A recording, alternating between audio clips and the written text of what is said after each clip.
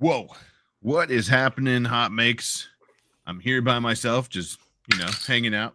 I don't know what happened there. Oh, hi. Oh, that was scary. So, well, I was doing I don't know this. if you're talking because literally like seconds before we were about to go live, my my headset just died. I have no audio, so you guys converse yourselves. I'll figure out my audio. Oh, I love the Karen Duckies, by the way. The Karen Duckies. One thing I did leave at home, but I can't hear you, so have a nice chat. Yeah. I'll be right back. Okay. I had a moment there where I was like, I know Jim can't hear us, but so you heard the squeaks? Oh yeah. What a bunch of garbage.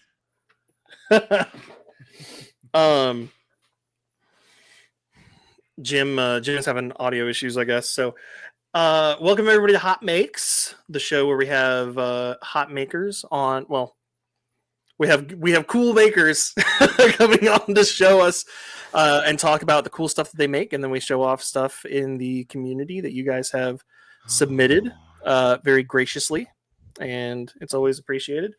As always, top of the show stuff. So there's a link in the description of the video for all the things that we end up talking about on today's show. It's a big like Google Sheets spreadsheet. I just updated that before we started the show. If you enjoy the show, you back? Hello. Apparently not. He's like, I'm back, and then silence. Oh, he's gone. He's going to turn blue again. Yeah. It'd be funny if he turned blue again. The return. If you enjoy the show, consider donating to the show's Oreo fund. We have a PayPal to the Edge of Tech link that Nightbot should be dumping in the comments during the show. Just put Hot Makes in the notes. We also have the super chats and all that stuff, but we're not here to make money. Donations are helpful, but that's not why we're here. We also have if you're never mind, that doesn't matter. Okay, that's it. The last bullet point didn't matter. Well, it's the last bullet point is make sure you're watching and subscribed on the main Hot Makes channel, but we only do this on the main Hot Makes channel now, so it doesn't matter. Jim always does like the top of the show boilerplate stuff, so I didn't even notice like that bullet point's been there since we used to stream on his channel as well. And I never knew that. I gotta remove that. Anyway, how's it going, man? It's going good. We just came back from the old Murph. Everybody was riding buggies. We survived another scorching weekend. Yeah. So we got a couple people in the chat tonight who were hanging out with us at Murph last weekend. Was that last weekend? No, it was a weekend before. It's Monday. So yesterday was technically last weekend. Oh, so the weekend, whatever. It was a Hot Makes situation because it was just sweaty and muggy and wet. It was very wet. But you looked like you were fine. I was like in a good spot, but like everywhere around me, it was just like water.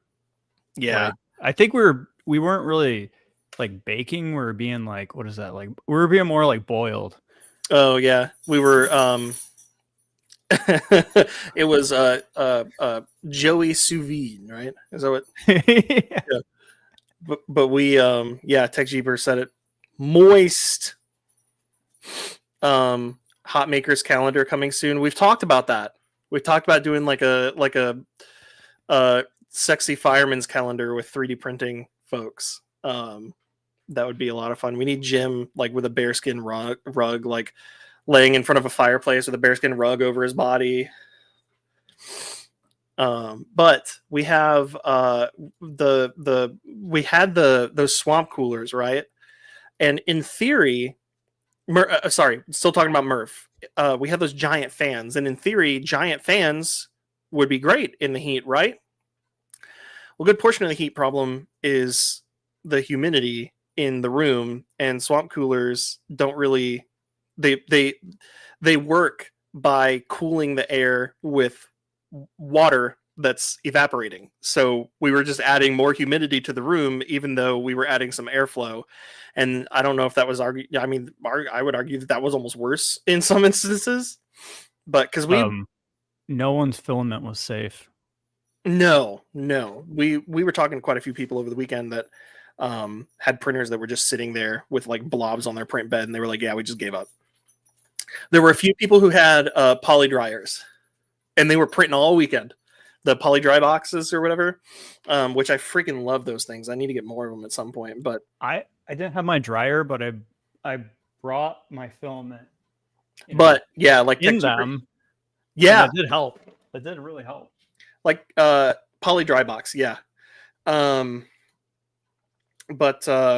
like Tech Jeeper said, yeah, it was still more comfortable than previous years for sure. Now I haven't been there in maybe 4 years, so me too, Liz. I managed to pick up 2 of the drying, like the dryer itself, and then a couple extras of the boxes, and I absolutely love them.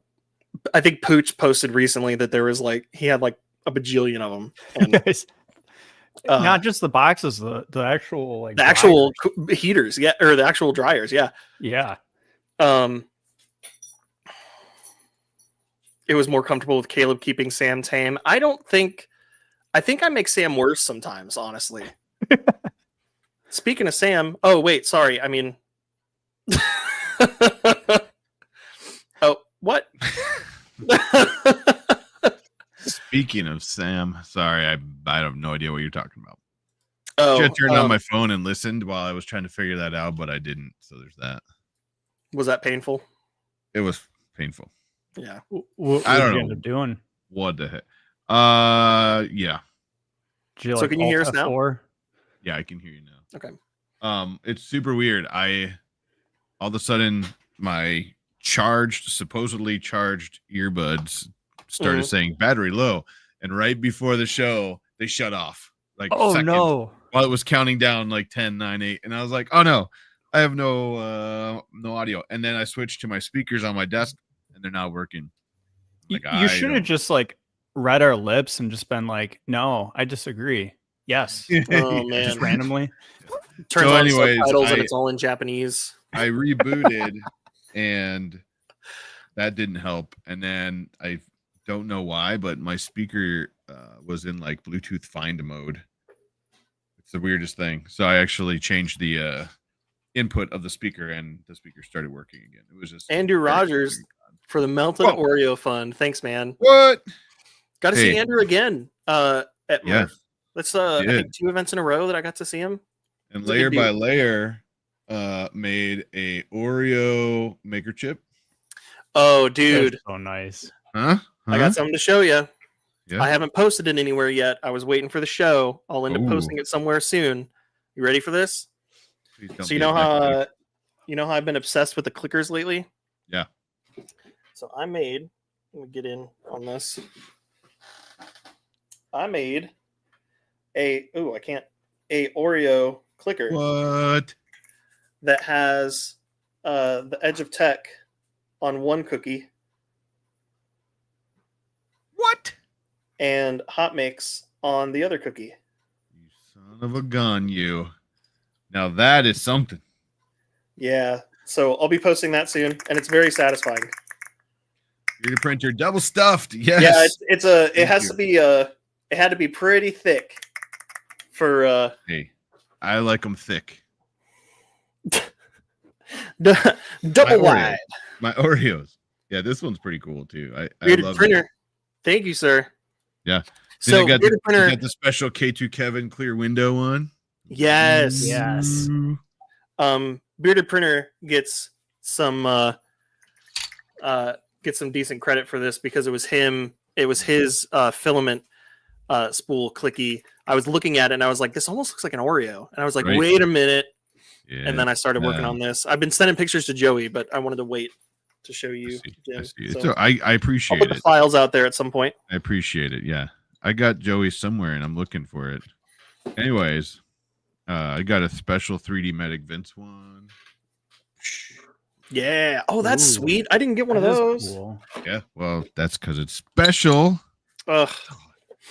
No, it was a ton of fun. I don't know what you guys already talked about, but it was the majority of the stuff I came home with was all Karen stuff. This whole thing is Karen just handing things over the weekend. Got the ducks. Karen is a master. With the printed squeakers that drive my dog nuts because she thinks that it's an actual toy. There she is. And then some Glizzards. Some of Karen's Glizzards. Yes, I got some glizzies too. A big one and like a smaller one. Don't talk to me or my son Realize ever something. again. I have one in my pocket. You have a Glizzard in your pocket? I did, and it went through the wash. Oh no! Oh, that looks pretty good. I have a very clean glizzy right here. Okay. Did you get and then, their? like, PSA hashtag clean your. Of glizzy. course, What? Karen with the friendship bracelets. You know, the bead bracelets. What did you And ask then me about? I've got a few pins in here too, but like 90%. I mean, they're the smaller items, but 90%. I don't know if I'm going to be able to show this. It's kind of hard to see. It's Yeah. just little ducks. Yeah. She just kept handing me these little ducks in a bunch of different filaments. Those are so fun. What were you asking, Joey? Oh, did you grab their one chip that has a special feature to it? The one maker chip. Which one? The blowy one? Yeah. Glowy one? There was let's see. I think Tristan has it. They made a maker chip that you could blow through, and it was a whistle. A whistle. Yeah, I got that. I got one of It would those squeak. at East Coast Rep Rap Festival last year, Nope. I think. Tristan has it. Tristan has it. No, they had a whistle, but now this year it squeaked. Yeah. Oh, the coin squeaks? Or the chip squeak? Wait. Yes.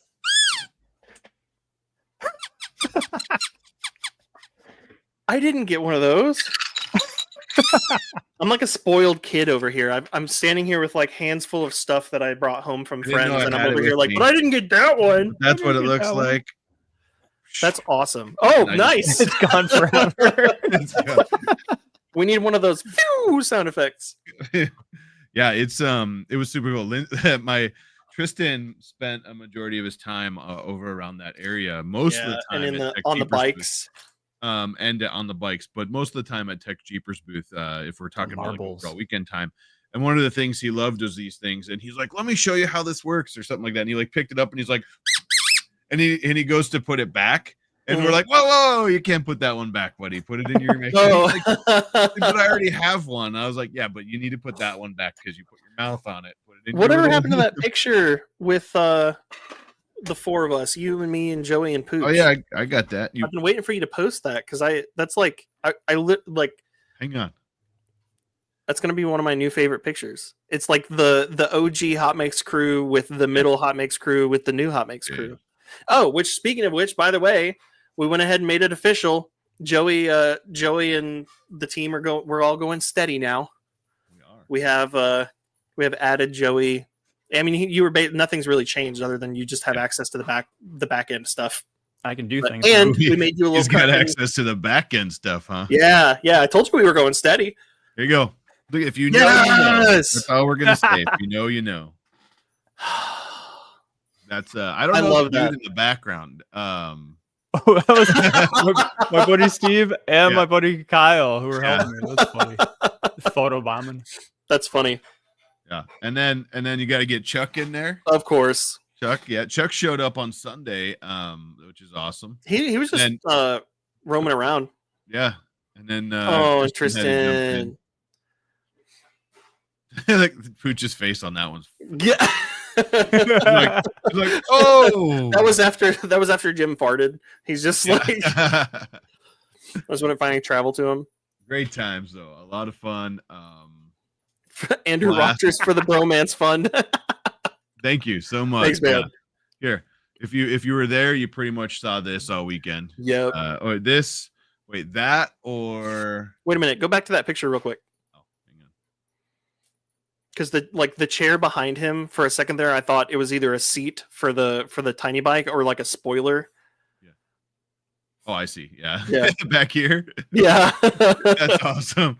Hey, I gotta say, this is pretty much what the weekend was like. Yeah. If we're looking Ooh, at the yeah. floor here. Yeah. Oh, and there a transformer blew on Sunday morning, and there was no power, Yeah. like across the whole event on Sunday. But It was like prime time. yeah. But the thing was, like, the floor started drying out when the fans were off. So it got way hotter. So it was like, back and forth about that. Right. So you either saw that one That with Liz wants to know if Tristan liked the marble run. or this Oh, one. there's an answer. No, I don't think he did. Liz knows better because he spent the whole weekend rearranging the marble run. Oh, there we go. There's the crew. There you go. That's a motorcycle gang if I've ever seen one. Yeah, that's trouble right there. The band of misfits there. I was gonna say, Jim, that was a lot of fun watching his like perspective of the show. Yeah. It was like all those things I remember I walked by, I'm like, that's cool. I want to go check that out. But he was like, that inner child in ourselves that we were like, we want to spend the whole day right here. And his inner child is his outer child. Exactly. If you don't know what Joey's talking about, go to the Edge of Tech, my channel, the Edge of Tech, and my last video I just put it out Saturday, Sunday, whatever day it was, and it was the whole video is primarily me just following Tristan and him about what he sees, and he's got a mic on the whole time. He's talking about things. He's like, hey, let's go look at this. That's couple adorable. Of times I may or may have not have coached him, like, look, there's Sam Prentice, and he's like, he didn't even know. Like, he knew who Sam was, but when I said Sam Prentice, he's like, "What? Who's that?" And I was like, "Oh, Sam." He's like, "Oh, okay," and stuff like that. But at the same time, like, it was so cool. And I left a bunch of the look. There's R2D2 in there because he just kept doing that all weekend. There's R2D2, or there's the marble run. Let's go back to the marble run. But a lot of fun. It was a fun. I don't historically get a ton of views on those videos for any of the rep festivals. Mm-hmm. So I wanted to do something different and something I can look back on, and we can all look back on. Yeah, say like, remember this, and he was having so much fun. So thank you, Joey. I appreciate that. Hey, you're welcome. What else? I think it was just an overall blast. It was super hot, super wet. Was it Dan, it was Dan Adams, right? That makes the jambalaya. Dan smoking it with the jambalaya. He made good. But they kept offering me more, but like I kept declining it because I was so hot. I didn't want to eat the hot jambalaya. I was only there around one time when they were giving it out because I was all over the place. I appreciate it. I had to try. I had to seek him out and go get it. Our tables. It was like this, the Death Racers Sam Prentice table, and then Tripod, and then Dan, and like the jambalaya. And he was cooking it right outside the door that was next to Tripod's table. So like, I still have this. I can't. I just Oreo. Yeah, check that out. It's the big one. This one, hey, wow. That one's bigger, but this one is more stuffed. This one has more stuff in it. Andrew wants to know how many crack donuts were left over. Did you have any crack donuts, Joey? Wait. Don't. Did I? What? The thing is, like, I don't know what the crack donuts are. Multiple people there brought them. Mm-hmm. And so by the time I got mine there Saturday morning, it was like 9:45 or 10. And then Andrew Rogers comes over and he's like, here you go. And he hands me all these other ones. I was like, oh my God, there's so many. Yeah. We threw ours in the Offset Maker Lab trailer, and we were just snacking on them out of there. Because they had an air-conditioned trailer outside the venue. They plugged into the venue, turned on the air conditioning, and they like made it like a freaking refrigerator, and it was great. Oh, and then there were the secret bathrooms. How many crack donuts? I have no idea how many were left over. No idea. I don't know where the secret bathrooms were, but you found them probably. Yeah, so there were some rumors going around of bathrooms that were in a different building. You just had to leave the Murph building and walk a couple buildings over, and there were bathrooms in a separate building that had like multiple stalls, multiple urinals. They were air conditioned, and they were like perfectly pristine clean because nobody knew that they were over there, and there was just a few people kind of sneaking that info around. Did somebody hand you like a towel when you were like leaving to wipe your hands and stuff? No, but I walked in there and Sean was in there, and I was like, people are going to start talking. Sean, can we keep meeting in here like this? So this was the holder for your red Solo cup that you got full of jambalaya, which I appreciate because that jambalaya is hot, and that's a thin plastic cup. Yeah. Andrew Rogers, real quick. I got the Andrew Rogers. I got the red this year, maybe That was the shot glass special this year. There you go. Very cool. Very cool. And yes, got to do the shot of tequila. What else? What is this? This was Horizon 3D. He had some phone stands left, and he hooked me up with one of them. So thank you for that. I got so much stuff I don't even know. Oh yeah, one of the best things. I had a box of a lot of cool things, and I'm like, did I put them in the house? I usually put everything out here. She's always bugging me for attention, like under the desk whenever we're on the show, Oh, and then I pick her up and she doesn't know what to do with herself. This is kid friendly, Caleb. It's a puppy. All right, real quick, I got to shout out Offset Maker Lab because they're freaking amazing guys. My new workplace is dog friendly. There's like 4 dogs at the office, and it makes me so happy. And I need her. She's still in puppy mode. I need to figure when she's able to calm down a little bit and not be so jump off the walls. I want to be able to bring her into work with me. Isn't that right, girl? Nice. Want to go to work with Dad? We don't speak of the secret bathroom. All right. That's funny. Hey, real quick, shout out Offset Maker Lab for pretty much making Tristan's weekend. Yeah. Turning down, they pulled the gear reduction. They were turning down for what? Yeah, turned down for what? They pulled the gear reduction out of one of the tiny bikes, added like 2 more reducers, and got it slow so Tristan could ride it. He'd never ridden one before. He was killing it. I was like, we need to take one of these out. Like, let him open it up a little more, you know? But no, he had such a blast. I didn't notice what time it was. Yeah. Oh, okay. Also, dude, real quick. I feel so bad. Real quick. Offset Maker Lab made me a mini desk racer. I love that. Are the files out there somewhere for that? Oh, you know what? I gotta stop asking them for files because there you go. They've made like 2 or 3 things now that I was like, oh, I need the files for that, and I haven't printed them. So now that we've sufficiently wasted 25 minutes of, I feel so bad. Let's just like boom, bring him in, Jake. We're so sorry, Jake. Dude, I'm so sorry. You're I good, did not notice the time. Okay. You're good. I'm just sitting in the back laughing. It's good. But, we were watching you. I believe you were just finishing up a call for State Farm, so we're good. Right, Yeah. right, Yeah.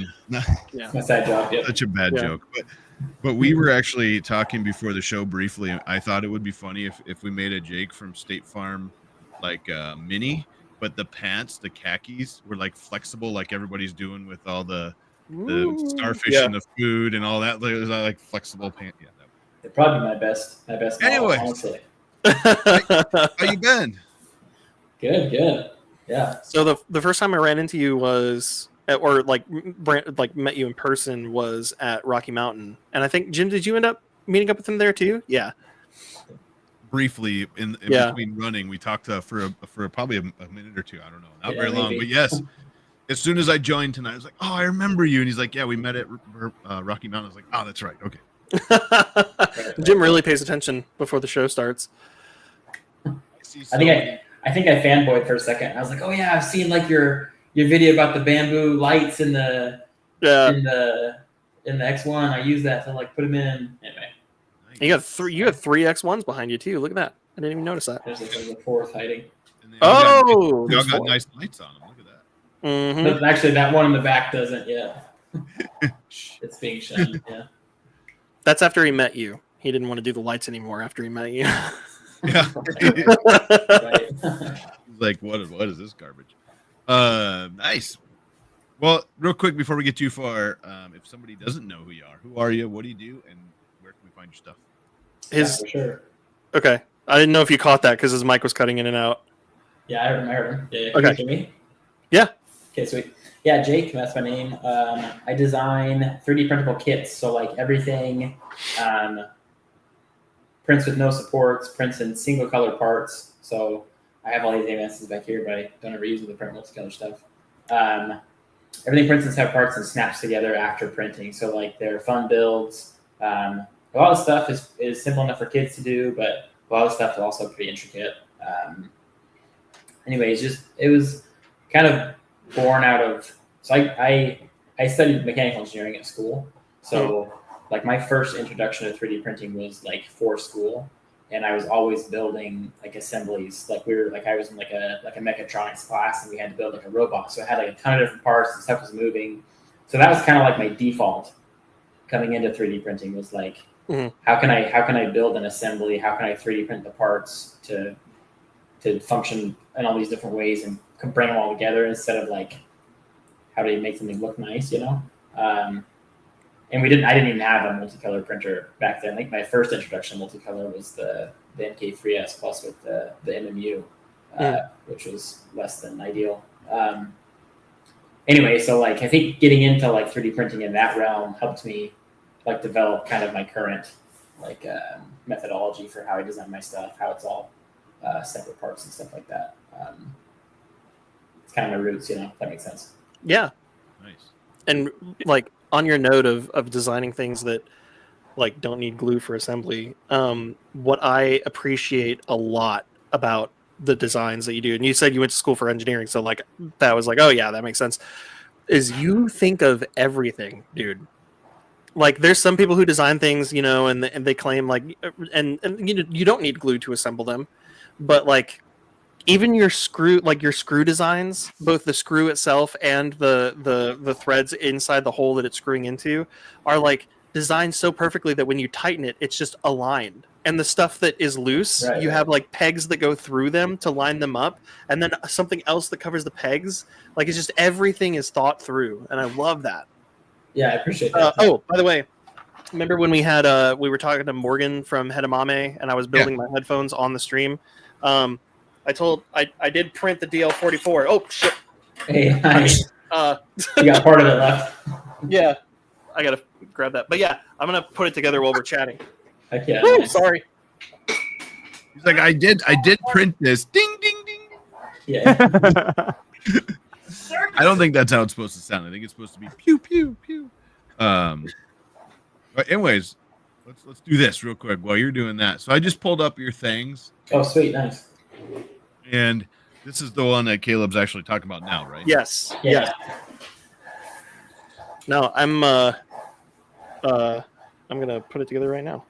So what color, Caleb? What color did you print that in? Huh? What color was that? Okay. Is that black? Yeah, I printed it in black, and then I used a silk chrome for the end here, Oh, nice. and then I actually used some of Polymaker's discontinued like foam fill wood style filament for the handle, and it's a little messy, but I'm gonna see if I can clean it up. Oh, nice. So we're gonna see what happens. Super cool. So you You said that you design models that are easy enough for kids to assemble, so I might have a fighting chance. Yeah. This one's not too bad. we started you out little. Oh, real quick though, before I put the two halves of the handle together, I want to show this off because I thought this was really clever. I'm looking for the trigger. So check this out. He the actual body of the blaster is in two halves here, right? But before you put the two halves together, there's this little slot here, and when you put the trigger in, that little that like tab in there is to give it some spring. Oh, Check that out. Nice. Isn't that awesome? That's super cool. That's And you really put that cool. in before you put the two halves together. Like that's so well thought out. That's awesome. Why am I still big? Make me go small. I don't like that. Comment. All right. Honestly, that's like the most fun about like this stuff, like the stuff that we design. I see I have a couple people that I have like help me design stuff now. Oh, one of them actually just woke up. Alex Jones, he's one of my buddies helped me design some stuff. I think the funnest part is like when you have a feature you know you want in there. So like I'm designing this gun. I'm like most of the way done, and I'm like, okay, the trigger should probably articulate. It should probably actuate. I should probably be able to move it, but I don't want it to just kind of flop around. Like I want it to spring back, feel like a real one for the most part, So it's like, okay, I have this space to work in. How can I use that space? What things can I put in there? And you've got some like props. I think you have like 5 or 6 different props, like blasters and the phaser and all that, the swords. Yeah. And I was asking you at the show, I was like, are you going to be making more of those? Because your main claim to fame focus, I guess, kind of thing is and we'll talk about them a little bit more later, is the Chunkables series. And those are super, super cool. But man, I'm all about this So well designed, and like it's easy to put together. Prop kits, love them. I was just looking at the pictures here on things. I love that you got the orange stopper for it. Yep. The muzzle plug. I got that here too. It just screws in, dude. Nice. When you got the blaster together, it just screws together. It screws in there. And then there's pictures and all the good stuff. There's PDF instructions. I have them up on my other screen. Nice. Like you go through the process of designing like step-by-step PDF instructions. It's just next level, man. Very cool. I was about to say not to gush, but I mean, I guess the whole purpose of you being here is because we think what you do is cool. So I'm gonna gush, damn it. Yeah. Caleb's a regular gusher. Yeah, I'm oh god. So we Oh, no. so you were talking about the chunkables. That's what this is, right? So Yes. What were you going to bring up on those? Oh, I just figured he would end up talking about him more because it's kind of his own. There's the pop, the Funko Pops. There's the Wexter Minis, and he's come up with his own like really unique design of little chunky characters, and he's got all sorts of them from different series. But what kind of started that, Jake? What made you start doing those? Yeah, so like I mean the backstory behind like kind of where I came from. So I got my first 3D printer in like 2019. So I was designing and putting models like out, and it was just random stuff like the typical like plant pots and like random stuff Printables has like their weekly contest, so I was like competing in those, and it was more of like I'm just into 3D printing and just having fun, and I enjoy designing for it. So I was like, hey, I'm gonna compete in those weekly events, and that would be like my drive to design something that's for 3D printing, Anyways, I did that for a while, and then randomly I had stumbled upon the idea of doing like a large brick figure, like a large Lego type figure. Yeah. And that was in like 2020 or something like that. So I designed one, and it wasn't multicolor. It was like I wish I had a picture of it still. I wish I still had it. It was like all one color, and it was shaped, I think, like Boba Fett or something like that. I like that color scheme that somebody came up with. Yeah, some of the color schemes people do is super fun. Oh yeah. So quick note. I know we were just talking about how it should be easy enough for me to do. I did make it more difficult for myself because one of my plates of black pieces had one piece pop off, and instead of reslicing it, I just printed another plate. So most of the little, like very specific pieces, I have doubles of. So yeah, I'm trying to figure out. Good thing you have a PDF instructions in front of you.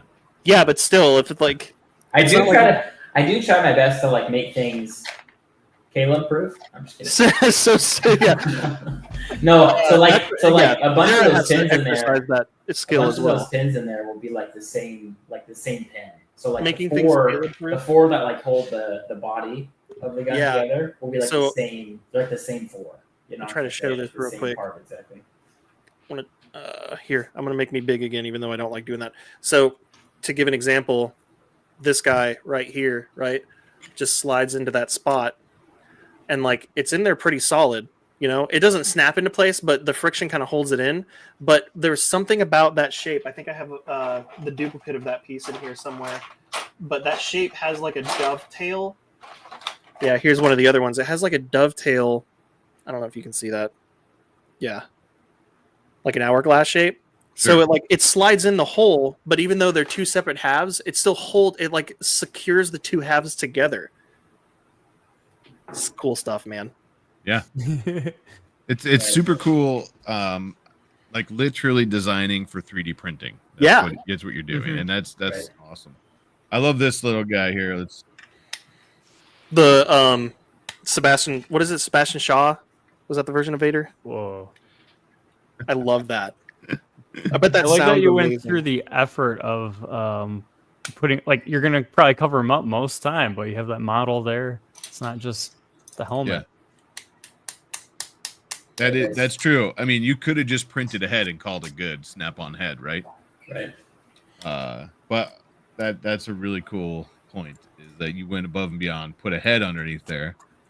It looks like he's missing an arm here, so that's pretty nice. Oh, I love that. I love it. Super cool. So you're into I see you're into Star Trek. Are you just joking? I was waiting. I wasn't was waiting for sure. Caleb's head to I wasn't explode for a sure. second there. What? For my head to explode? What happened? I said, so you're into Star Trek. Oh no, my brain didn't explode. Well, he has Star Trek designs, so I just assumed you were talking about that. Oh, You tried, man. You I tried. tried. I failed. I failed miserably. But you're into a lot of cool stuff. I mean, what was one of your favorites? How about that? Let's talk about that. Yeah. So stupid cool. If it's not Wally, why is it Wally? Yeah. Exactly. I'm just joking. Wally was one of the early ones. Wally was like the second kit I did for the Kit Kiln.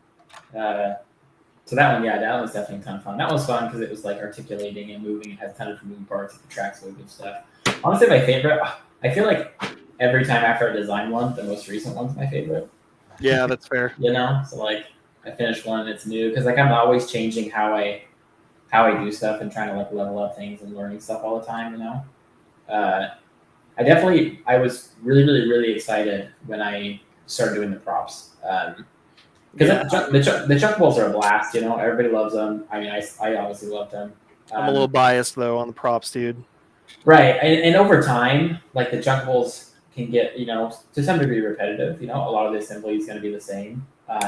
So for people who have been following me since at the beginning, a lot of it's the same. You know, I have dozens and dozens of those figures now, so it's like another figure comes out. It's awesome that it's different, but it's very similar still. But like the props. Or like the vehicle kits, you know, they're very unique. So definitely when I started doing like the props and more intricate kits like that, and also it felt more like engineering because they're kind of like simpler shapes, but they're kind of like more engineered shapes than like an organic, more organic figure, you know. So they're just a blast to design because they're a little bit easier. And anyway. I was gonna say with the Chunkables, you're saying they're kind of the same, but I was gonna say like their faces, like you did a really good job. Like if you're drawing cartoons and everything, trying to make them not look like the same character every time. Each one of your characters are extremely like you can exactly tell who that is. Yeah, I have to give a shout out to my buddy who helps me. He's been kind of like the face master. Like we've kind of my group, my team of moderators in Discord's kind of begun calling him. He definitely helps. Awesome. Kind of shape the character of like the faces because they're all unique obviously, but they all kind of have that same look. But yeah, he definitely helped a ton with that, so I'm really grateful for him for that. Sorry, I'm struggling with my tolerances on one of these pieces. So what was one of your most challenging? How about that? Oh, this is sick. My most I love that one too. I mean, yeah, this one I hear you're looking at did take a while for sure. That one was definitely very intricate. There's a lot of small stuff. I'll definitely say the vehicle kits are typically the most challenging. They take the most time. Like this one, for example, like all of the vehicles are just so much more detailed than like the characters. You know, sure. So like this one has a ton of like I think they're called like the greeblies or whatever, like all the little like stuff, like the lines and the mechanical stuff, kind of all over the ship. It just took ages. It just took ages to design it all. So you know? Wait, is this one separate colors too? Yes. Look at that! That's awesome. Yeah, I won't ever post a model on things that requires any type of multi-material setup. So something else that I appreciate about that. And I talk a lot with John, 3D Printing World, and one of his kind of like design philosophies is that he wants to make sure that if there's any multicolor pieces to his lightsaber hilts, they can be done with layer swaps, and if it's something more complicated than that, it's a separate piece. And his other thing is he wants to design as much as he can to not use supports. And for one of his saber designs, there was a piece that was particularly difficult, and he and I were kind of going back and forth like multiple times about how he was going to make that happen. And like, it's a limitation, but it forces you to solve problems that weren't there before. Right. And that's so cool. It's usually a trade-off too. Like, yeah, I'm usually trading off some type of like visual aspect for the functionality of having like no supports. That's or another thing, though. No, I noticed blue. on some of these pieces for the DL44, I noticed some like rounded edges that I otherwise, or like some kind of like more subtle curves that I otherwise wouldn't see on a DL44 kit. But you make it not obvious. Like it still looks accurate when it's done. So Right. Yeah, that's what I was gonna say. Someone in chat was talking about, those with no MMU can thank you for sure. But Yeah. the other side of that though is that if I want to toss this in a slicer and color it, I can do that. yeah, Totally. That's so if you want to toss this in and give it some more color besides the pieces that come with it, right? Like this. You can. It doesn't Right. nothing stopping you from doing that, right? And not only that, but you can get even more colorful because they're divided, so you can load in different colors for the individual true. part. yeah. If you're Yeah, limited good to 4 point. colors, then you point. can. Yeah, that's a good point. So cool. Totally. Someone was saying the Iron Man is so Robert Downey under the mask. I'm trying That to was Liz. Yeah. Here it is. So good. It's I so love good. it. I love it. It's such a cool idea, and like all of your stuff, you have the hammer behind you, right? Yeah, that's what I was in the green room before the show. I first had a split second of forgetting who the guest was, and I saw the hammer in the background, and I was like, "Oh, I know the guy who designed that." Yeah. It's a big one. It's huge. I mean, Wait, hang on. Let's do this. It's full scale, though, right? yeah. I mean, I try to design like if I'm doing like a prop, I try to design it totally like accurate, full scale. Yeah. So there's actually speaking of, This wasn't 3D printed, but I love that it's a actual like leather though. yeah. Yeah, that's super cool. That's awesome. Yeah, speaking of like full scale and I forgot what I was gonna say. Never mind. I take that back. So when you're designing, let me do this. Hang on. There's When a special you're reason why I'm doing the designing, DL44 for the record. What in the world just happened to our lineup here? What happened? Weird. Remove. There we go. That was weird. So when you're designing, do you try to make them all for a specific size? Like these should all fit on an X1 carbon or that size, or does it kind of all over the place? Yeah, it's a great question. So like, it's funny you asked that. Up until like 2 days ago, everything was designed to fit on an A1 Mini. And then I did a poll. I did a poll in my So like even this hammer. You like, were going. So you're like this big chunk right here is like the entire A1 Mini bed. Oh, you're wow. going accessible to the extreme. Yeah. Right. The idea, my idea when I started the page was I want to design stuff that anybody who has any printer can print and build awesome looking kits. So they don't have to have a top of the line. They don't have to have a bamboo. And that's hard, right? Because people with cheaper printers, I mean, they're cheaper for a reason. They typically don't perform as well. So like there can be tolerance issues.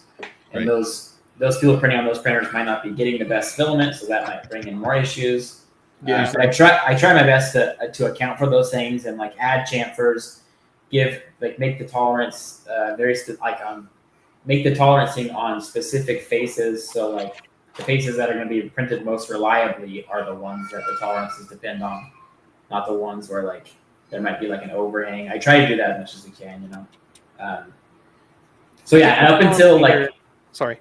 there you go. I was gonna say up until like 2 days ago, it was all designed to fit on A1 Mini, and I did a poll in my Discord server and said, hey, if I were to make it so everything could fit, if we got rid of that restriction and everything could just fit on like a normal size, like a Prusa MK4, like the smallest, because Prusa is a little bit smaller than bamboos. If everything could fit on like that, would you guys be okay with that? And it was like over 100 to like 2 or 3. Oh, Everybody was like, yes, like make stuff bigger because it'll open up more avenues for us to do stuff. So I won't ever make anything that will like require like a H2D or like an XL to print on it. That's super cool to know. And I mean, it's awesome that you're polling your community to find out what you should be doing, because I think there's a large contingent of people that would just say, this is what I'm doing, and you can figure it out, right? But it's awesome that you started small and then you polled everybody, and then you can change it now, right? I want to show off another thing. This is kind of what I was talking about earlier. one, I appreciate that when you make screws or you make something long and skinny, you design supported, like internal supporting material that's going long ways for the Right. strength. Right. But check this out. This is what I was talking about. So if you actually like turn this as much as you're supposed to, it's like lined up perfectly up and down, but then he gets the threads just right so that if you put the next piece on and tighten it down without having to do anything special, it's just lined up. That's Like awesome. it's just That's super cool. Hang on. It's so cool, Show that dude. again. Show that again. There you go. so the screw, like the threads, when you put it on, it's a little off, but if you just snug it down, the threads are perfect. It lines up perfectly. So cool. A lot of reprints on my end to get it all. Yeah. Well, the he thing is, walked so we could run. yeah, Right. a lot of attention to detail, though. I mean, Yeah. that's the best thing. Right. Yeah, Over it- time, it- it's definitely like it's like they're like common practices that have like a risen to where it's like I know how something's gonna print, so like I'll design for it beforehand, and then it's typically just like a few like tolerance changes, you know, to make it like get there where it's at, you know. Yeah, if you are watching the show and you think any of his models are even remotely interesting, Yeah. subscribe, download one, and just build one, and you'll see what I'm talking about. It's too freaking cool. I appreciate that. If you're not subscribed yet, do it. Just got a really funny chat From who? from my wife, and I'll remind me when we go through hot makes, and I'll tell you what it was because it pertains to one of the hot makes. Okay. Yeah. Anyways, Noted. I was like, "What did I do?" Oh, that's what I did. I was gonna say, Jake, for years I had so many people with like, I don't know. I was always trying to make things fit, like all the printers, like Ender 3s and all that. And then I remember when the bamboos came out, everyone's like, "You need to make," because I was making. Well, I guess make them once in a while, the drawers. But and so many people are Sometimes. like, "You need to make it take up the entire print bed," and I'm like, I'm not gonna just make another drawer for some printer. Our printers Right. come and go. And then that printer didn't go. It just stuck around. And I'm like, Yep. So it was like literally like 2 or 3 weeks. This is like years since like that came out. I'm like, I'm just going to make something that fits that printer really well. There you And go. I'm like, oh, I should have done this sooner. Right. Yeah. Right. But I'm part of me is so glad. Like there's a time period where everyone had Ender 3s. Right. And I would get all these like support requests like, these aren't going together. And it was like stringy monstrosities and warped things and all that. And they're like their print bed, like, it's just like magnetically sitting down. No offense against Ender 3 people. But I I was mean, gonna say, so you mean an Ender it 3? is, but like the corners of the bed would just be peeling up and like they take their print off and it'd just be like bowed and they're trying to like put things together. And I'm like, I don't think I can help you with this, but Yeah. like printers suddenly got really good and like a lot of things just like aren't really a pain to assemble anymore like that one's Totally. mechanically assembled. So Totally. I don't know where I'm going with this conversation. No, that is one nice thing. You just pulled a Caleb level, like, I don't know where that was going. That's definitely a nice thing from like a designer standpoint for sure. Like knowing that like more and more people are getting like just like solid printers. It's super helpful for sure.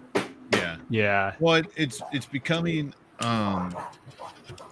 if you remove variables, moisture, humidity in the room, air conditioning blowing on your printer, If you remove if Murph, it's 97 degrees in your office, if you remove all of that garbage that all of us could have different things on, the printers are becoming more and more consistent across each other. So Totally. like Joey could turn on his new Prusa printer and have it run just fine. I could turn on a P1P and have it run just fine. And we're pretty much going to get the results that he should get with other Prusas and I should get with other P1Ps and probably close together too. But like yeah, it's the little variables that really get some people, you know. And in most cases, like for once, I never open my X1 carbons or anything when I print PLA. They say you're supposed to do that. I don't either. I just never do it. I don't know. And it's always going to be the same in there. Okay, it's hot. The fans will turn on. Okay, you know, like, but it's really cool time in 3D printing where we are getting more consistent, and modelers like yourself, like Joey, you can model stuff and print it on machines that other people have, a lot of other people have, right? And primarily know what they're going to get. Now, that's barring they didn't just dip their, you know, flex plate in oil or something. But like, you know, like pretty much they're going to get what you see when you get them off. Now, like Clock Spring, when we talked to Sven, you know, he tests a ton of stuff, and we haven't talked to him in a little bit, but he used to test everything on an Ender 3 all the time. And Joey, you do something kind of like, well, not anymore, but Actually, I bought like the A1 Mini. I got the Core ones. I need to get like a X1 Carbon or something, but just like whatever the popular printers are, and then print it with cheap material. schedule. Right. You know, recreate. That's smart. What's the $7.99 special on Amazon? Yeah. You know? Eat some Doritos and get the build plate all Dorito. No, don't do that. You know. Or what is it, Jim? Do you remember that short that you did with like the guy who was like, yeah. Oh God. I I bet don't remember the jokes, but it was similar. that was a good one. Oh yeah, he was doing like a character that like took the PEI sheet Let me off. see if He's I like, can yeah, I find it took real the quick. magnet cover off before I printed. Like, Let me see if I can find that. We'll play it real quick. But anyways, yeah, I think it's really cool that we're in a time in 3D printing where things are more consistent. For I'd say 80% of people, right? Like there's still some people using older equipment. There's still people using equipment that maybe it's newer and it's not, you know, great. Maybe there's user issues, maybe there's machine issues, but for the most part, when you guys test something and you get a blaster off like Caleb just did, you can be like, you know what, this is going to be in pretty close tolerance. yeah. Speaking of tolerance, what tolerance do you use when you model, Jake? I mean, it depends on the type of mate. You know, if it's a thread, if it's a press fit, if it's a snap around. You know, it depends. But they're a lot smaller than like you'd think. Like when I first started designing, you know, I would do things in like 1/10 of millimeters, and I wouldn't go any like my gaps wouldn't be any smaller than that. But now typically the offsets can be even smaller than that. Wow. Well, the printers are way better at printing things on, like accurately. Right. I had a few of my own designs recently where I was like, actually, I have them sitting right here where I printed one of those, you know, multiple squared like tolerance tests with a little cylinder that pokes in to make sure that I was getting things right. And of course, the 0 gap just fits perfectly. Right. And I'm like, oh, well, I guess I didn't need to do a tolerance test, did I? Right. Yeah, it totally changes like based on like there's so much that goes into it. Like the shape of the two things mating, you know? Like I found that so I use a lot of square pegs. I found that if you don't Literally chamfer, putting a square peg in right now. right, if you don't chamfer like the square peg, then the corners can cause issues. People can have over extrusion, or on the female side of it, it really depends on if the square on the female side, the hole was printed up and down, or if it was sideways and the top was bridged. Like they're just two different sets of tolerances that I use for those two different types of female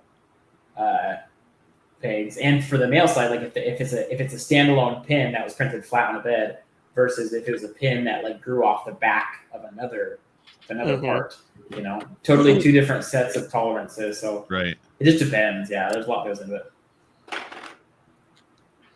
Well, I assembled my first thing wrong, and I'm disassembling a piece now. So, unfortunately, it was not Caleb proof.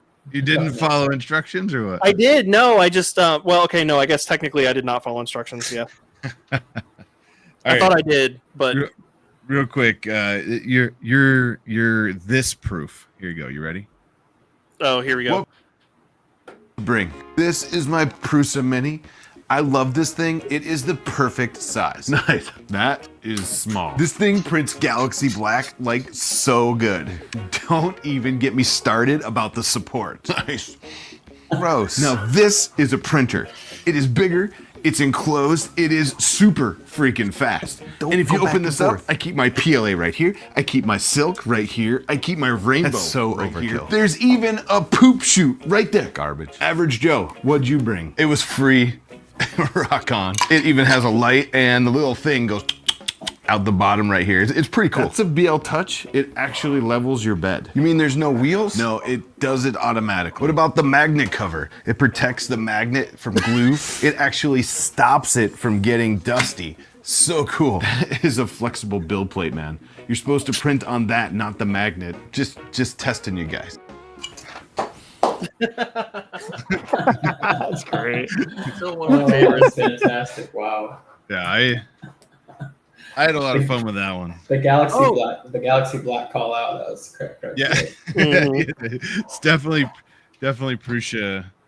Well, there were shots fired at everybody. Really. Right, Definitely Prusa to be like Galaxy Black.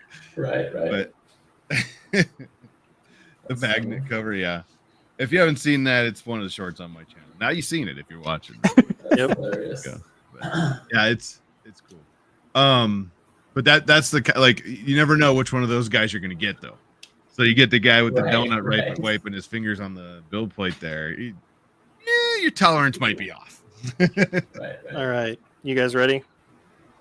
Yes. Are you finally ready? I just screwed the last piece on. Yeah. Do it. Boom. All right. There we go. Whoa. Finished up. This looks awesome, dude. And that's a hot make. Yeah. It looks good. Oh, you did gold on the site. Let's go. That's sweet. Yeah. I know that you designed them. So this kind of example of what we were talking about earlier. It's like you design them to be like separate colors, so you don't have to use an AMS. But if you want to paint stuff in the slicer, I went ahead and I added the bronze rings on the site. I went ahead and I made the screws bronze too to kind of match what they were supposed to look like. So Nice. That's awesome, man. yeah, and then I love that you just include the little orange accessory. Somebody could take this to a Comic-Con and it doesn't ruin its shelf display value. Right. You know, you can just pop that right off and it looks good. It looks good, man. Galaxy Black. I like how the handle turned out too. It's a little rough. That like foamed wood. It's color looks discontinued, but it Hey, does kind of add to it. Zombie has a good point. Is it Galaxy Black? What do you say? No, no, it's not. It should It's be. not Galaxy Black. Especially Actually, for I was a little concerned about like surface finish because I ran out of regular black PLA and I had a spare spool of PLA Pro, but they look fine. Looks good. Yeah, this is awesome. I'm really glad to. That was easy. I was gonna say that first episode I did with you, Caleb. We were talking about like the Henry Ford Museum, and like I went to. I think they had. It was Star Trek props.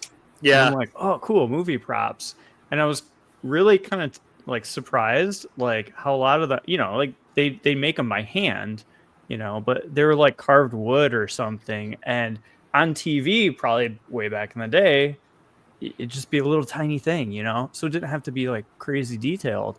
Yeah, like that model is like you probably blow them away. Like if you took that back there, like they'd be like, back to that time in the past where I like forgot the little screw that goes in here. It was good resolution, and they're making these props that are like. So okay, on that note, there's a reason why I chose the DL44 because let me go grab it. My very first print on any 3D printer that I ever had, I bought a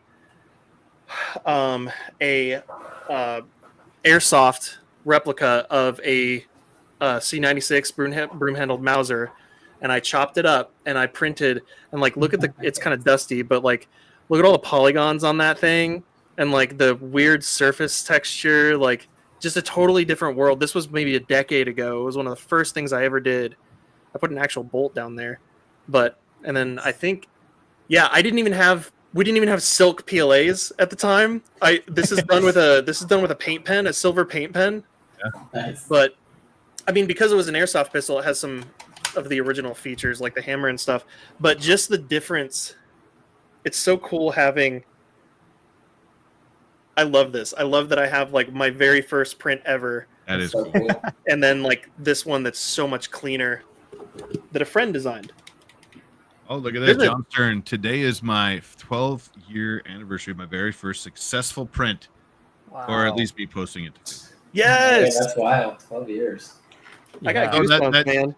There you go. Seeing those two next to each other gave me goosebumps. I appreciate that. It's like 12 Pretty years awesome. ago. What did we even do? They're like, we didn't even have like the printers were just hot glue guns. You had to move by hand. Right. That's funny.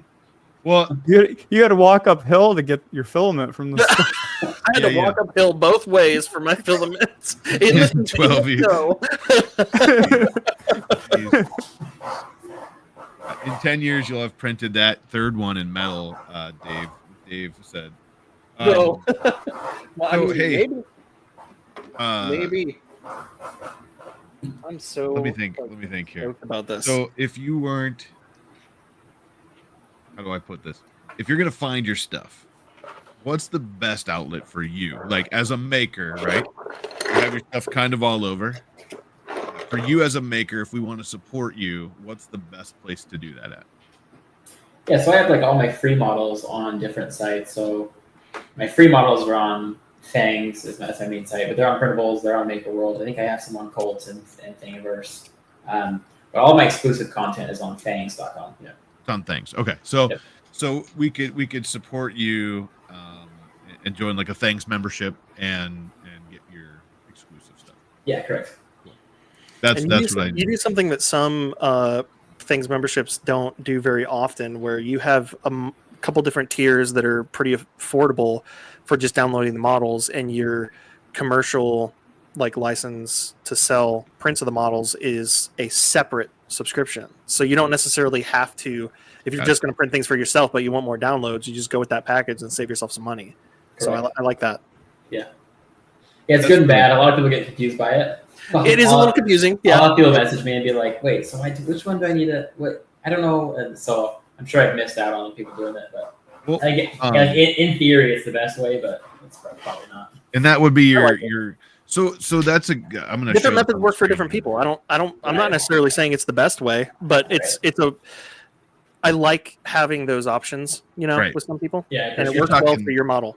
We're talking this here. So you have a $8.50 a month. You get 5 downloads a month and premium Discord and giveaways. You have your master artisan, and then you have a looks like a trade forger, and that's $12 a month. And you get commercial. Oh, it's commercial Discord, commercial rights, right? Right, correct. Yeah, so that's what he's talking about, that middle one, that commercial rights. For the Kit Kiln, it's separate, so it's its own thing. It doesn't give you access to premium models. It's just if you want to sell stuff. So you could like be getting models for a while and then unsubscribe from other stuff and just have that commercial one, or never even get premium stuff and just sell my free stuff if you want.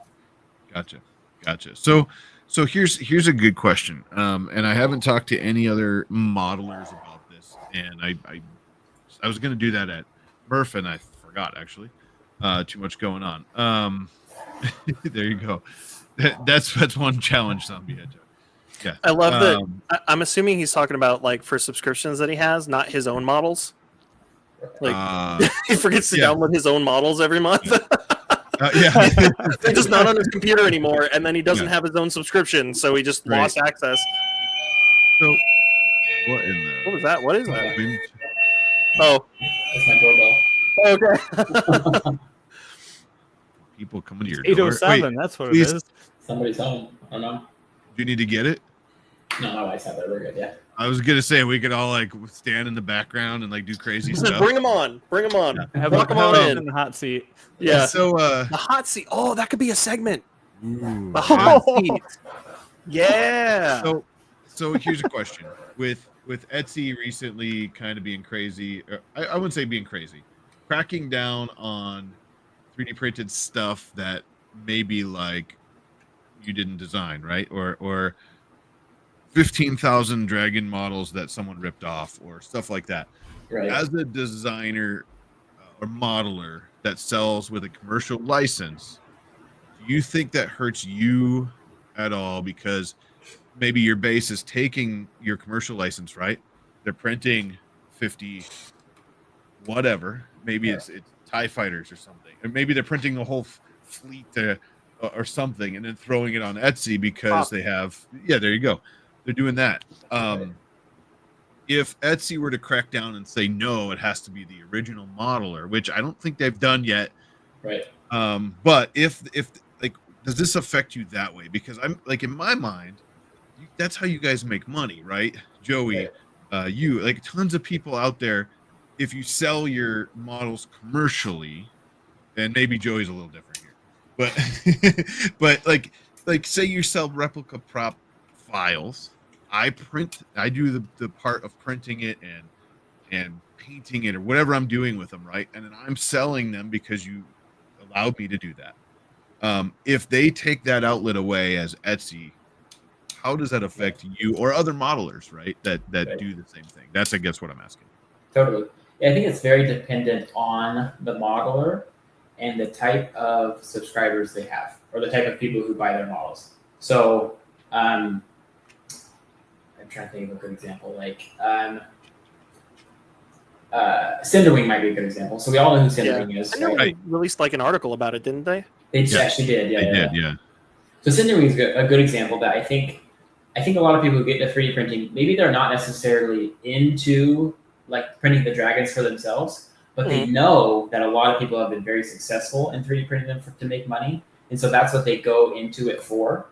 And so I think for better or for worse, somebody like Cinderwing might be more at risk because maybe her base is more like subscribe to then sell the models, if that makes sense. Right.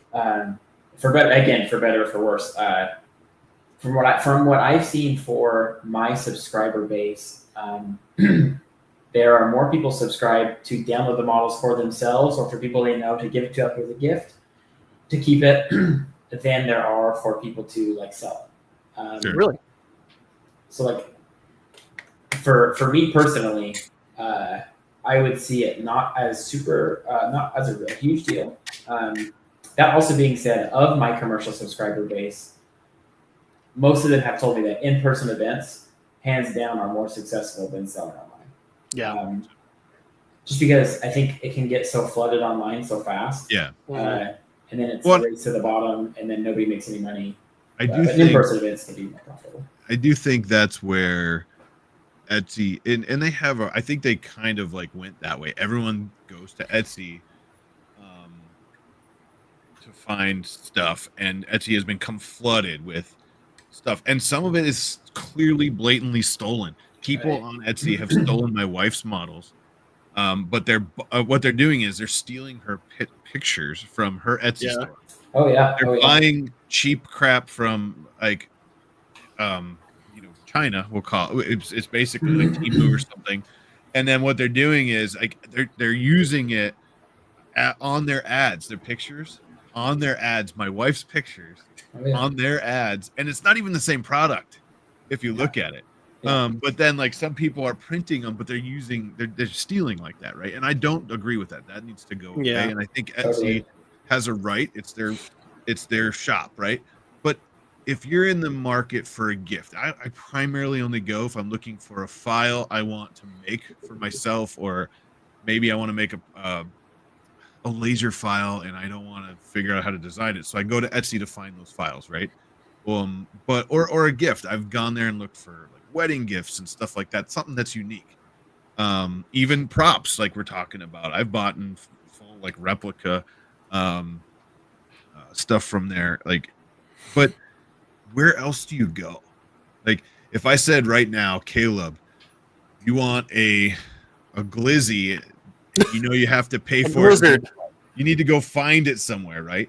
And you had to buy it, and this was like a specialty item. You don't have a 3D printer. You don't necessarily understand 3D printing, but you saw the file somewhere. Yeah. You don't want it. You're not the person that's going to print it yourself. You want to get it as a gift. Your niece loves the glizzy. or loves the Glizzard. Cinderweed dragon. They're glizzies. No, they're glizzards. Glizzy is a hot dog. That's the whole joke, dude. Dude. The whole joke is that a glizzy is a hot dog, and that's a glizzard. Anyways, my point is, can you answer, like, where do you go to do that if you don't think Etsy first?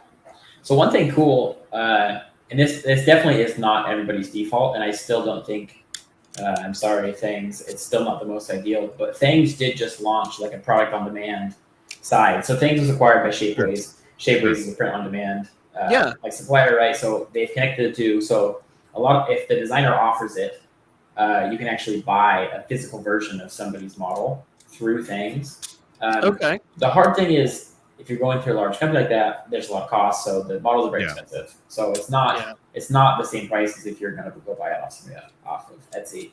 I guess the hope is in the long run it might be. I don't know if that's their hope or not, but I don't think they're currently set up for that. But yeah, it's a tough question because totally like Etsy. Yeah, Etsy is like the place, you know. Right. I mean, I know people sell on like Mercari and like eBay, but they're just not nearly as frequented as Etsy is. And it's funny because you can go into stores now and see 3D printed stuff that clearly came from someone who had a subpar printer, like in China, or, you know, like, no offense, but printed in black.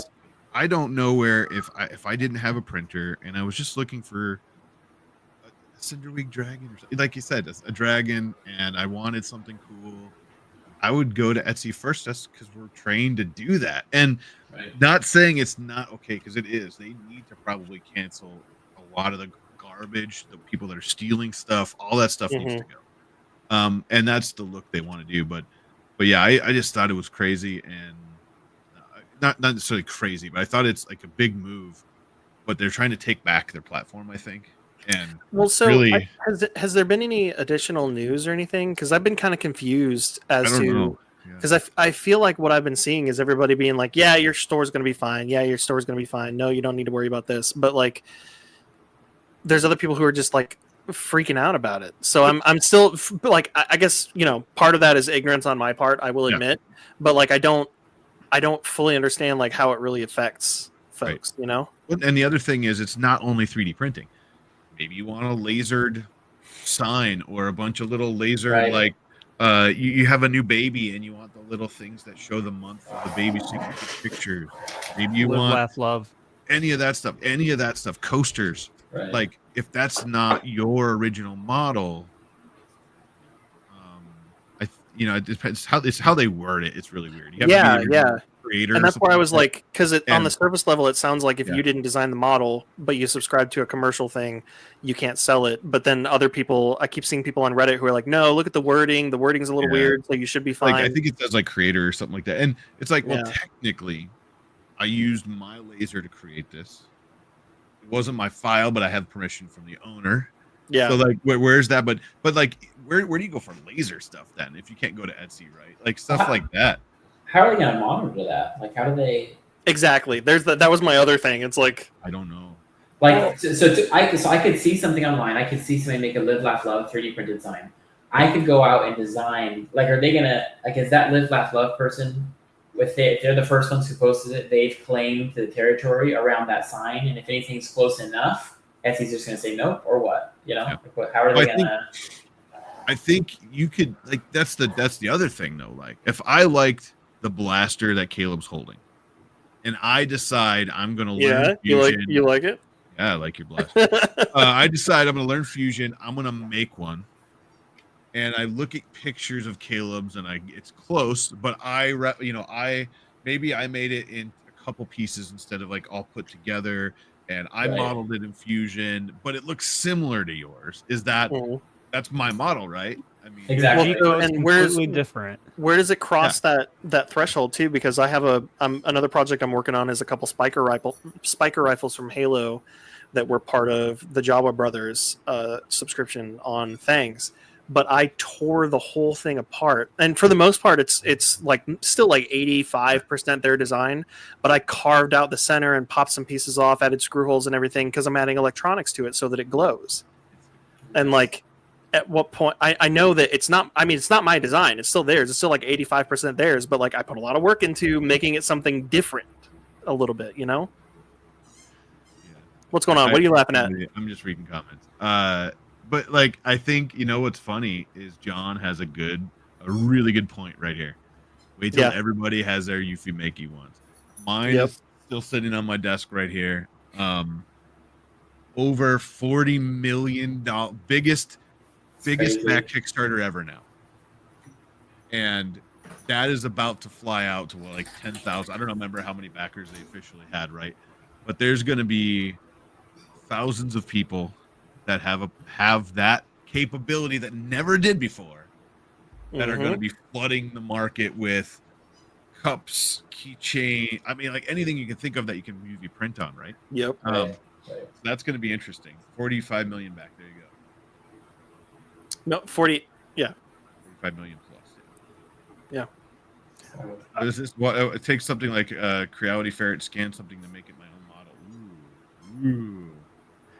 There was a really interesting. There was a makerspace. I don't remember where they were, but I remember visiting a makerspace where they did a really interesting, like test experiment thing where they scanned a mechanical item with a really fancy scanner and then 3D printed it and then scanned that 3D print and then 3D printed that and then scanned that 3D print, and over time you could see like a timeline of it slowly kind of morphing into a blob of nothing. Thank you so much, Zombie Hedgehog. $1.49 super sticker. Zombie says he doesn't need is to a own banana, by the way. Oh, nice. He doesn't need to own a Eufy Make. He just needs to be friends with somebody who has one. Of course. One friend, please. That's the thing. It's an awesome machine. But at Murph, bunch of people are talking to me about that machine. And what my answer to that machine is if you're not going to sell things and you can't afford to if you can't afford to buy ink, don't buy the thing. Because if you're not selling things to make the money to buy the ink, then like you can make yourself. Or if you don't have the expendable income for it to be, it is straight up a hobby. Yeah, exactly. It's way more expensive than 3D printing is as far as that goes. It is. And you can make yourself pictures and all this stuff. That's great. But then at the end of that, you're like, oh, it's $40 for the bottle of yellow I need, and then okay, it's $300 if I want to get the kit. No, that UV ink is expensive. Dude. Yeah, it is. And if you're my thing is if you're not selling things, you probably don't need it unless you have the expendable income. Hey, maybe you have the income you want to spend, do it then, right? But geez, it's expensive. I know the Eufy makes cartridges of UV ink are smaller, so that they're less expensive because of that. But typically, you're looking at anywhere from $300 to $400 for a 1 liter bottle of UV ink. And don't forget about the shelf life. And the shelf life. Agitate your white ink. Yep. Yeah, the whites have like the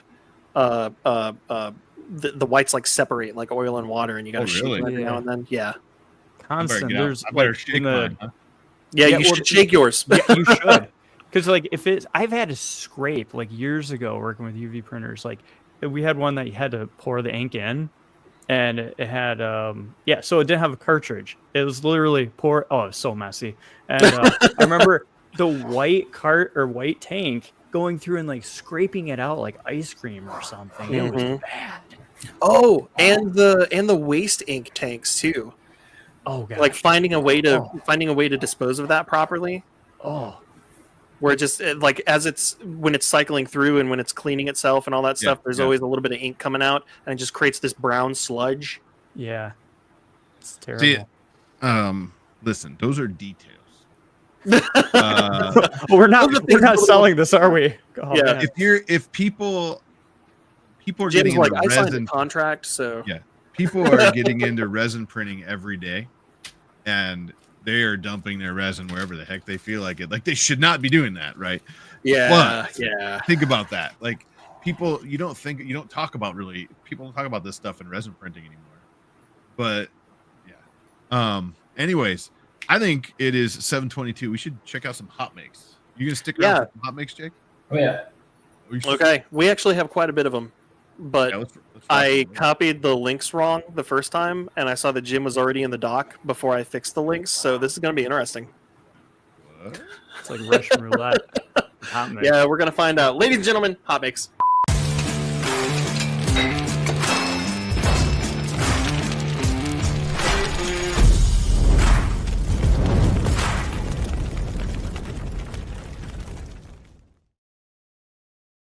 Tomorrow, Jim problem. Wait, I can't dump my resin in the yard. Hey, listen. Here's what you I can drink do. mine. You Yeah. can absolutely dump your resin in the yard on top of cardboard in the sun so it cures, and then throw it away. Oh yeah. Yeah. There you go. Good idea. Hot makes. Here we go. What we got? Tech Jeeper finished my Maker Chip tabletop carousel by Daddy Wazzy, printed in Polymaker 3D Clear PETG. And of course, I love it. Does it rotate? It looks like it would spin. This model was a lifesaver for me at Rocky Mountain. I printed 2 of those, and they were perfect on either corner of my table. It was beautiful. Yeah. Oh, that's awesome. Also, quick side note: Tech Cheaper has I've seen him at the last few shows that I've been at. Now that we've actually introduced each other and I remember who he is because I'm bad at that. He's one of my favorite people. He's just he has got that one of those energies where you just hang around him and you just feel happier. You know, he's an amazing human being. For sure. Yeah. Nice work here. Gotta love it. Very cool. Very, very cool. Hot makes. That's it. What do we got? What a great haul. I don't know if this is what you're trying Oh, to it's another from the what was it, Jerf? The Japan. I think this was Jerf. festival? Is that what you were trying to show? Okay, there we go. Yeah, it's another a great haul from Jerf. Now, I heard Maker Chips really took off at Jerf. And, yeah, Liz was saying them, that the hashtag Maker Chips was just nothing but Jerf posts. You guys So are a whole cool. bunch of Jerfs. What about Jerf? There's an Oreo in there, right there. There it is, yeah. Boom. All right, what do we got next? Pez Liz. This is See the more, Oreo. I think. Yeah. Oh, so this Yeah, was when see we the were on. Oreo. Okay, so I went a little bit too far back. So Yeah, yeah, this this is was when when we were on last week's show or the last show, and we couldn't find it, and she was There helping. we Okay, go. we're Now, good. here's the same thing. Trevor says, so- sorry, missed the live stream. I'm under the weather. Great show. Thank you 100%. Yes, it's AI generated. Oh my God. In The the Daffy Daffy- Duck. We're back to the Daffy Duck. We are. How How does it go together? Have you seen How does this, it- Jake? No, I don't think so. Hang on. It blew our minds. I couldn't tell if it was TPU or an AI video. Turns out it was AI, but No, where is it? man, he posts a lot of gifs. There it is. No Oh, you missed it. There's so go many back up. there's so many GIFs here. I don't even know what to gifs. Here. Stop it. It's a glizzard. do. Look. What?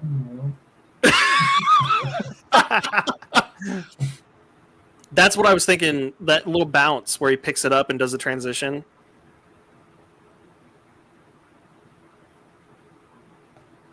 It's crazy. Get out of here.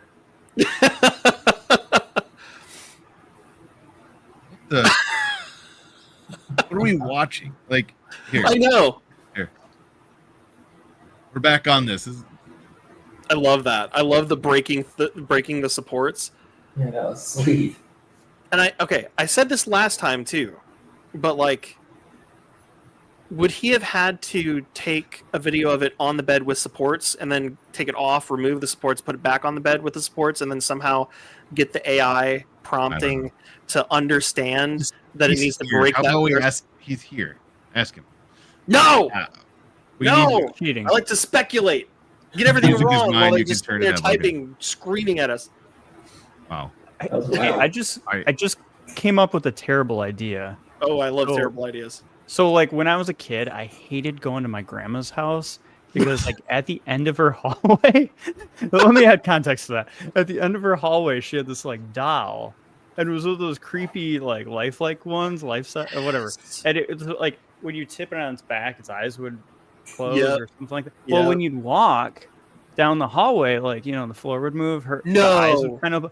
Oh, it was so creepy. Stop. But I was like, the last thing I'd want to do is record a video and do this to it. And see what that would be the most nightmare fuel thing ever. Don't Creepy do it. dolls. Yeah. Oh, My grandparents in the room Well, that he says he takes several photos, multiple photos. Okay, that All makes right, sense. we got to keep moving. Caleb, Keep moving. look. What side I had to print the filaments? Yeah, this was after last week's episode. This is the filament spool clicker that made me go, wait a minute, I should make an Oreo. Because it kind of looks like an Oreo. I like that. Well, you're- That's right. Bearded Printer. I gotta reach out to you because I have some ideas for making some more clickers, but I want to step on. What if you the cocoa press? What if you cocoa pressed one of these things? Just Could don't eat it. Like a chocolate clicker. Yeah. I mean, I feel like there's a choking hazard there because you're not gonna. I mean, it'll be a thing you can eat with a plastic keycap in the middle. So Bring on the ideas, he says. I like it. I You like gotta it. make a chocolate clicker inside Yeah. of it. Yeah. I bet you there's some sort of Like- compliant mechanism that you can make. Maybe it'd probably Like, break. oh. Chocolate break. This is a really sweet maker chip. And then you start choking on it, right? And then you just make squeaking noises. Yeah. What was it? What was it? Squeak Toy twice Story? for danger. What? I can't remember what it was. I think it was like Toy Story Toy or something. Story. I'm thinking of Squeaker. From Yeah, Toy it was. Story. Yeah, where he accidentally swallows his squeaker. Yeah. All right, let's go. Let's go. Caleb. It's me again. PSA, pay attention to flight details. What happened here? A lot of this stuff ends up being kind of last minute, waiting for approval to get plane tickets and flights and stuff. And I just grabbed what I had figured out a while ago and didn't actually like review the flight information. Right? And I didn't realize until I landed in Dallas that I had an 8-hour layover. Oh my gosh. But it's a 6-hour drive from Little Rock to Dallas. And then I had a 2-hour flight delay. And while I was sitting there, like a half an hour before I started, we started the boarding process. After that 2-hour delay, somebody comes on the intercom and announces that a flight is landing from Little Rock. And I'm like, I could have driven out here and just parked my car at the Dallas airport and taken the flight that I'm currently taking. That is It was fun. yeah. And the kicker, okay. I did this part to myself, but I've been kind of like considering getting Train Simulator for a while, and I was like, what a perfect time. I can kill 8 hours in a train simulator. So I went ahead and purchased it, right? And started downloading it. The Wi-Fi there at the Dallas airport was so slow that I propped my phone up and I watched YouTube videos for like 6 or 7 hours while I was waiting for Train Simulator to download, and I just watched the progress bar. It still had 15% left to download when I boarded my plane at night after all of that time. That's funny. Didn't even get to play it. That's funny. Sorry, but that's funny. But since All right, I had what we plenty got of time next? and I didn't have to worry about any explosions, I did have some really crappy, shoddy airport Chinese food. So Oh boy. Talking about explosions. Hey, real quick, Midnight Wolf. Gotta love that. I remember seeing that at the show. That's cool. Let's see. I love that. Bearded Awesome. Printer. Get ready for the 4th of July with this new model on Things 3D. It's a flexible flex on your friends. Flex on your friends. Bearded That's Printer is cool. he's just like knocking it out of. Talk about people who come up with like a thing and then just like make everything that thing that's their thing. What I'm Love- assuming, this, That's like, an is this app, the too. first layer here? Like you probably print color down first, maybe? Either that or he's making it doable with layer swaps. Well, yeah. Well, it's definitely. It could. Well, I mean, it could be that it's like the black. Yeah, he says I don't that's know. the top. He says that's the top Oh, that's layer. the top layer. Okay. Yeah. There's Dude, probably it not looks many good. things left that he can make floppy, are there? I mean, There's got to be a limit. ask your doctor if you're healthy enough for the Bearded Printer. That Murph print was given to the organizer. Awesome. Oh, nice. I have a massive list of floppy requests. I'm not touching that one. I'm not gonna take that. I really like this one. I'm not Jen. I biting. really appreciate you tagging us, but someone deleted the. Dude, I told you, since I started pulling the hot makes, I don't look at them before we do the show so that I can be surprised too. It's amazing. Sorry. You know Oh, what? dude. Screw Tech you. Keeper. I'm still gonna like and retweet it. There you go. Tech Keeper says hot makes. There we go. Here, Tech Keeper. And this wasn't all of them. Over 20 people dropped marbles off at the Murph 2025 Community Marble Run so far. That's It's so been cool. an absolute hit with the kids and adults. Hashtag That's sweet. my son. He flippin' loved this marble maker. And if you hadn't watched my video yet, which you should, he gave it to Tristan at the end of the show. That's So awesome. we got to take the marble run and what I assume is most of the marbles home. And it is that still a there. It is Girardi still playing. marble? Maybe. I didn't notice that. That's awesome. Possibly. A Is that Girardi Galaxy marble. Black? Yeah, it is. Perfect. Yeah. There you go. Well, it's funny because he's like, even the marbles, even the ladybug one when Tech Keeper said they could take it home, and he's like, yeah. So what I was laughing about earlier in the show is I plugged it into a smart switch at home, and my wife chatted me and said the marble runs on when we came home from dinner. Well, I forgot that smart switch runs used to be like the Christmas lights on the window. So it's on a timer. And so they got home and the marble run's running on it. Oh yeah. It's too funny. Marble run kit, $7 on Bamboo. Absolutely. There we go. $7 on Bamboo tomorrow. There you go. Ladybug marble was mine, painted in bamboo slicer. Awesome. Well, now I know who these are. That's awesome. Like that's the thing. We have all these marbles. I didn't look at them super close because he has been playing with them nonstop. But yeah, Ladybug is awesome. Also, Midnight Wolf also had another suggestion. Floppy hot dog. We need a floppy Glizzard. Oh, Yeah. collab. There's so many. Tech Jeeper, didn't somebody have a metal marble? Like metal printed? Yeah. That's cool. Highly recommend the kit. Yeah. So here's the thing. I love this kit. The kit was awesome. He printed it so good. It's been strong. It's been running. Apparently, you just buy like the motor, the USB like powered motor, Mhm. get in the kit, and you print the rest. So you can do that. Buy the filament, print it, or you could go to a festival, like I don't know, Murph. Your kid could spend majority of the time there, and maybe the person will give it to you.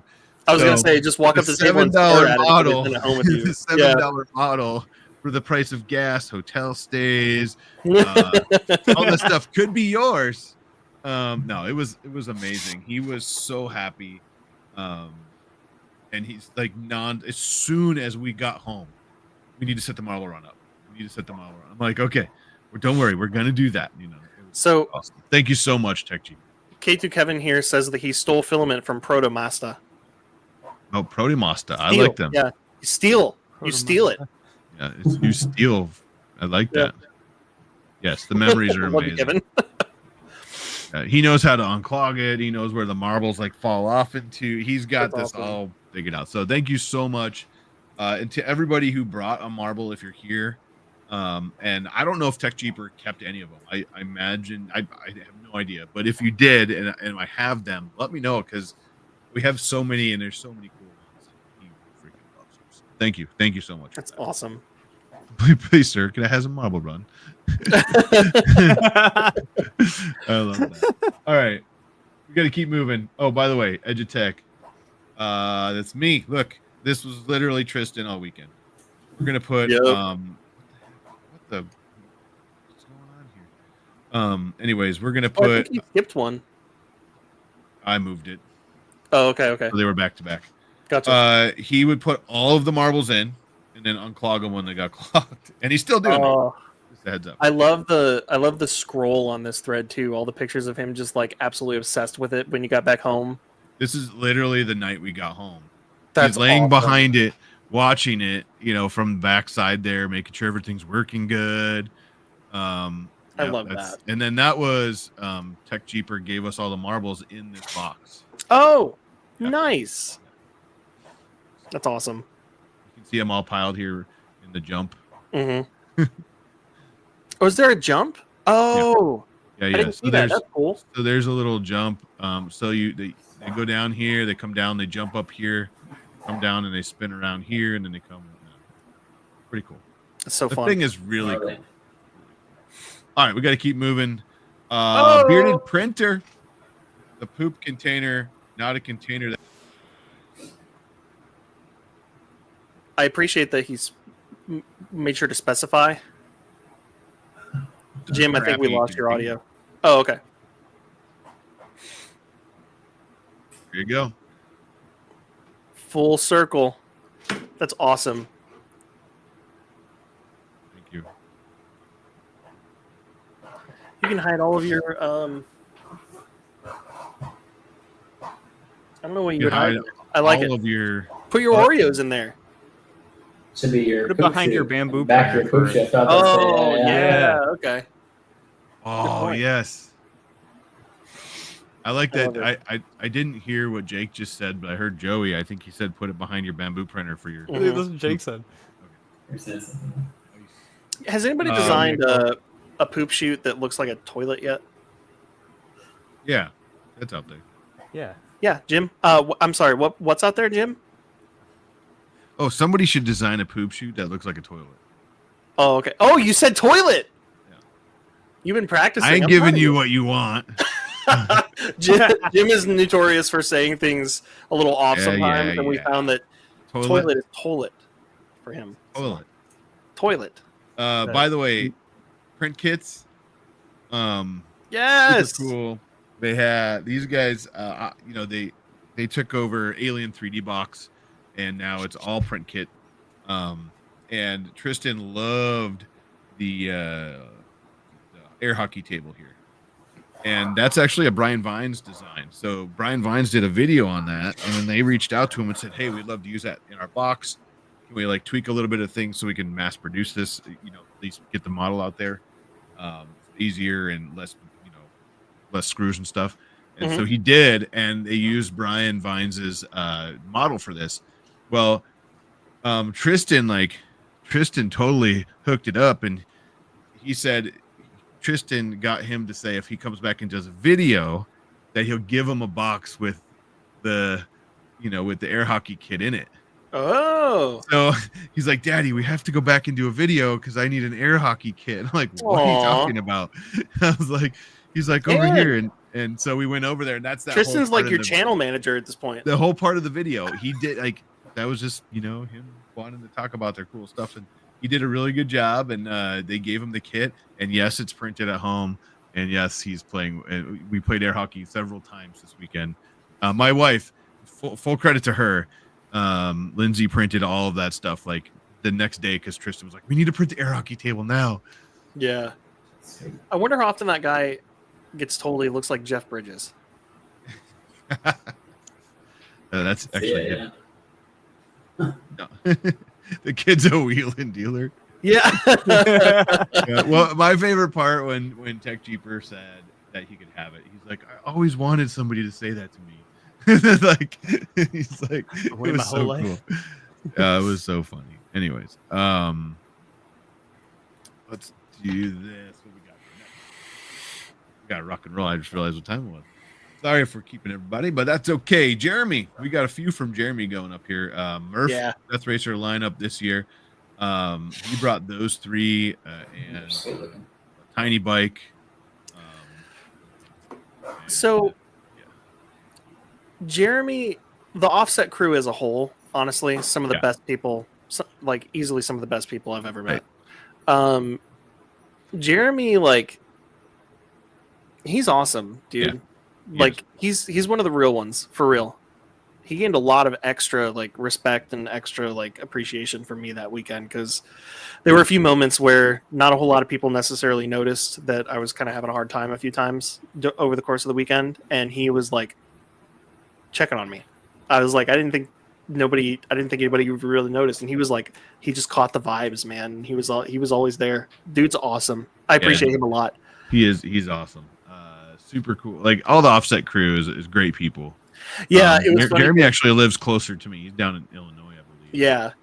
At one point, it was funny. Sam posted this video of me, like eating breakfast. I didn't know that he was filming me, and everybody thought I looked grumpy or whatever. And I came in on Sunday morning, and Ryan, Offset, one of the Offset crew, walks up, and Ryan walks up and he's like, "Hey, buddy, are you okay?" I'm like, "What do you mean?" He's like, "Well, I saw that video. You didn't look very good. It Yeah. looked like you were having a hard time." And I was like, "No, I was fine. I was eating breakfast." Well, Sam also made the video to feel like that too. Yeah, So that's funny. You know what the best part about this is? Jeremy says, "I got you, buddy," and if I play this on the screen, it covers you up. I love that.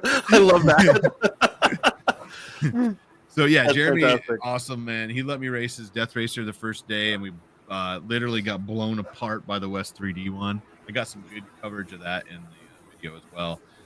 It hit me so hard that I was driving this one.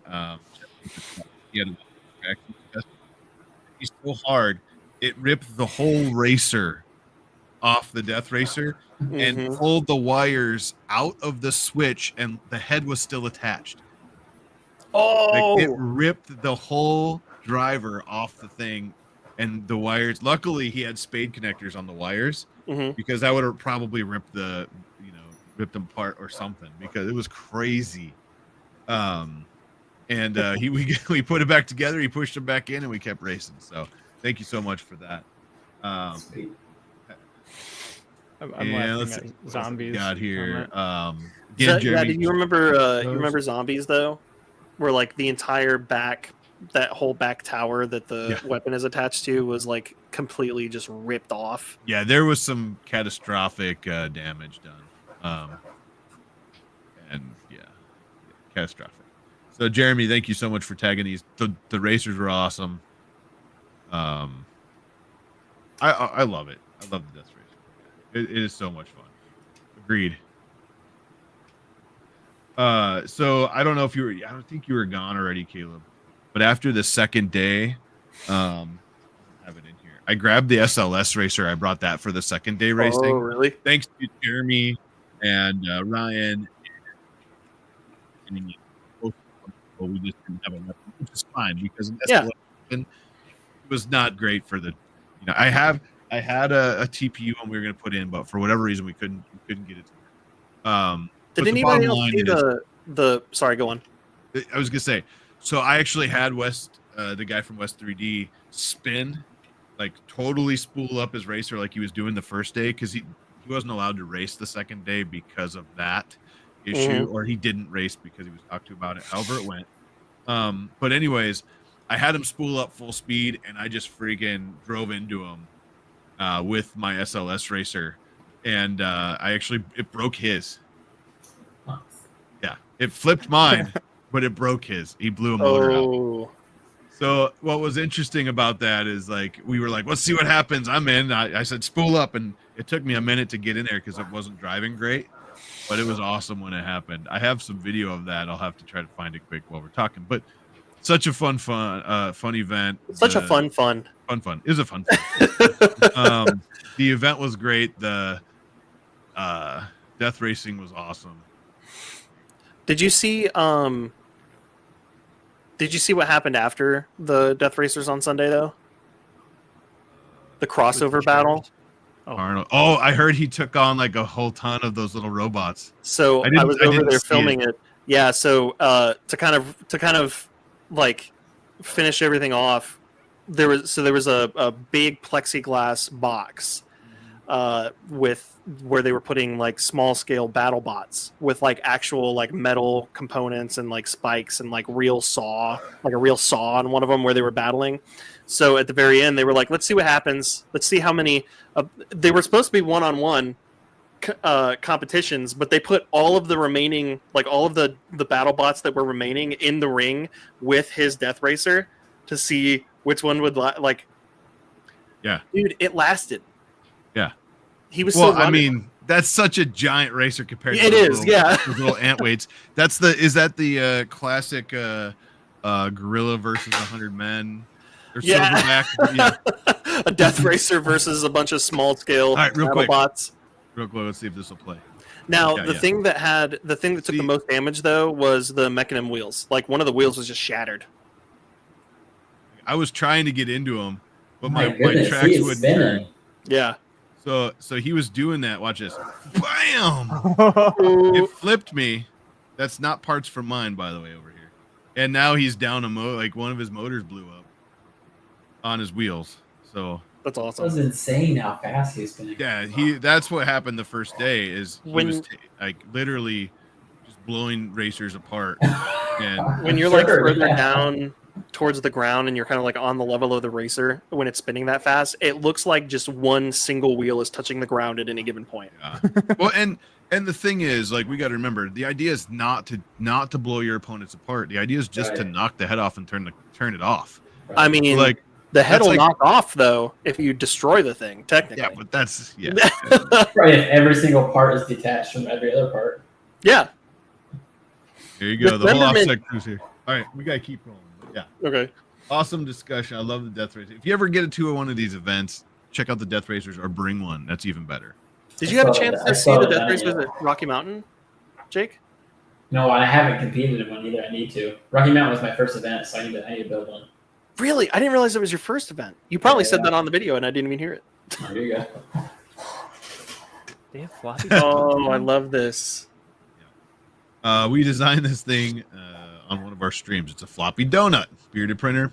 There you go, floppy donut That's And awesome. in the mouse. I love it. Super cool. Remember, he has lots I of floppy need ideas. More floppy stuff. Chris Chris Perillo. tagged us in this one. This is a hot make as far as I'm concerned. This is Tech Cheaper. Still very much a work in progress, but I've soft launched layeredlove.org. This doesn't sound family friendly. To connect, spreading love one layer at a time. Okay. So, like, that's super cool. Of course. Okay. Of course, Chris tagged this. Yeah, right? Chris is all about like spreading love in the community. This is awesome. Okay. Here. Any of my GoPro footage on the Cybertruck come out good.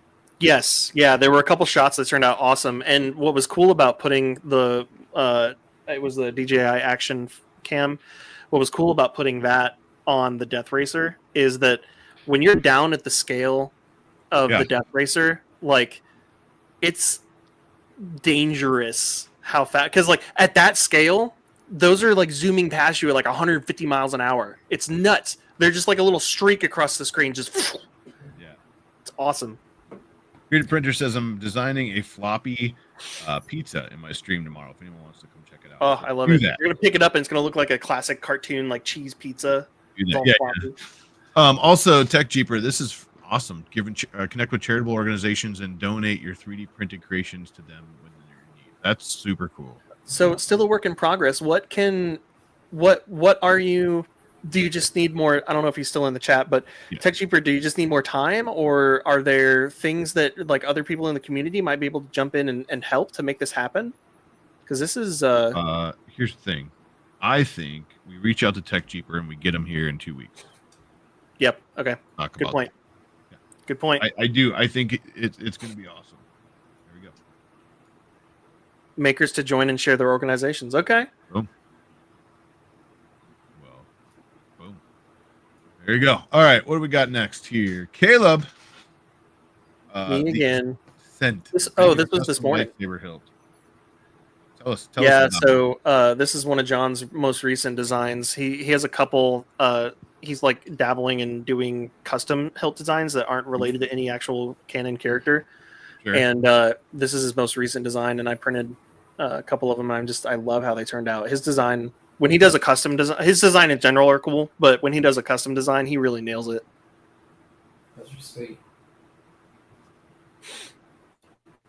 Joey, do you have a drawer for one of these? Good, actually. Saber drawers, yeah, there you go. Ooh. You got to be ready. Yeah, Little it's like fingerprint those reader. like those things that people put in their cars that have like a thumbprint thing, and then their pistol pops out between their seats. You need that on your drawers for like a lightsaber. Yes. You just prepared at any given point, it just pops open, and there's a lightsaber there for you. Chase someone right out of the parking lot. Yeah, yeah. Nice. So register for more information on 3D printing for autistic and special needs kids, adults. Oh, we should get Courtney involved on this too. Yeah. Because a good portion, like Courtney's whole story is she got into filaments and 3D printing because of her daughter. Right. Yeah, I like it. I like So this. big. First to print a multicolor Flexi Factory XL Cyber Scorpion. Of course, it's in Hedgehog Makes Galaxy Red because it's freaking great. That thing looks Wait, so this beautiful. is real? I totally thought this was an AI image. What? This is an actual print? Does it not look AI generated to you? I mean, it looks It's so like a it looks so background. clean. It looks so good. Yeah. Nice. You can see the layer lines though on the Yeah. the Okay, so maybe it's just because maybe my feed is a little blurry, softening the details. But yeah, No, it's all good. That's a nice red, he said. yeah. That was what that lightsaber hilt, the red one, that was in the Galaxy Hedgehog. Such a good color. Yeah, it's And so pretty. When you see it in person, it's even better. So the new I joke also is- noticed it's after you print it too, because when I popped the roll open when I got my spool at home, I popped it open and I was like, this doesn't look like how it's supposed to. And then I printed it and it has that pretty color and sheen to it and stuff. So I was like, okay, well, it's gotta be printed and you gotta see it in person. It's so exclusive. Like, Hey, Caleb. Yeah. How does this connect? how does it connect? How does it attach? How does it attach? That's what I want to Oh, know. God. There's so many Um, pieces on there and I need to know how they attach. Somebody makes it looks like AI. There you go. I love it. All right, keep moving. We got a couple more here. Let's see. Hot mix from Pezla. It's time to dial this in. It's a new plate changer coming soon. Oh, From, shoot. Automat 3D is going to Oh. be a game changer for mass producing maker chips. I remember he was What? carrying this, is showing it at Murph, I believe. I was gonna say, was this at Rocky Mountain as well? I think I talked to the guy who was designing the system. Well, I think Wait, he you have this actually in got person? he got it. I think Kevin got it at Murph. Yeah, he had And- it at his table. Yeah. Man, I totally missed this. This is cool, dude. Well, you had to find it in the exclusive bathroom area. Oh, okay. Yeah. The guy who's working on this is a really cool guy. I chatted with him at Rocky Mountain. He's just Mhm. super knowledgeable and this and like he Oh, was yeah. just yeah. Oh, you can kind of see it in that picture too. He's got this really sweet looking table that his A1 Mini is sitting on, and it makes it look like a rocket launch pad. It's super sweet. Right here. Yeah. Super cool. All right. Yeah. Can't wait to see what you do better. What? Freaking. James the printer. After looking through my maker chips from Murph, I think these are my two favorites. The use Oh, of look at negative that. space by Girari and K2 Kevin using the transparency to his advantage. Put these two on the top. So Look at that. what's it do with these stands though? They look like spool rollers. Oh, they do. They do, that's exactly what I was thinking. You want to see how bad my first chip looked like? My Oh. I like printed it and then I was like, I need to redesign this from the ground up. It was this guy. Oh wow. It looks worse in You person. were kind of I'm like, it leaning kinda into looks- that bed texture a little bit for the features, weren't you?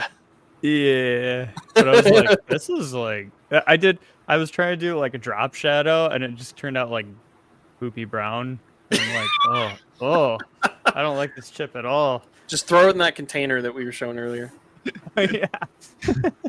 Yeah. No, these are great. Nice work and nice call out there, James the printer. That's awesome. What was it? Layer by layer. If you look that up on Maker World, he has the ones that you can put to, like you build. So you print two halves and then a disc in the center, and then you press them together. He had the whole. Like, if you watch the video, Tristan actually got to make one. And Oh, then cool. not only that, but on Maker World, he has a maker chip make like a whole maker. You just throw your design or your words or your logo in there, and it helps you make it. Boy. It's super cool. That's awesome. Hi, baby. Hi, sweetie. You Kevin was enjoying that frozen chicken in the special bathroom too. Oh, yeah, he's got to thaw it out somehow. It would have thawed out in a minute or two in Murph there. Yeah. This bathroom has hot water. My imprinting color sign turned out great at Murph. Already planning something bigger and better with Polymaker and Zombie Hedgehog for 3D Printopia. Yeah, this was awesome. Nice work. I guys. love it. I like the Polymaker logo hidden in there. That's sweet. Would Yeah. you, I mean, is that hidden though? I don't feel like Okay, it's not hidden. It's Yeah, super hidden. it's just oh, cool. So and it's like a spool too. What? Is that Where? like- Let's see it. Is that really What are you looking hidden? No. Oh wow! Look at that. Looks like a spool.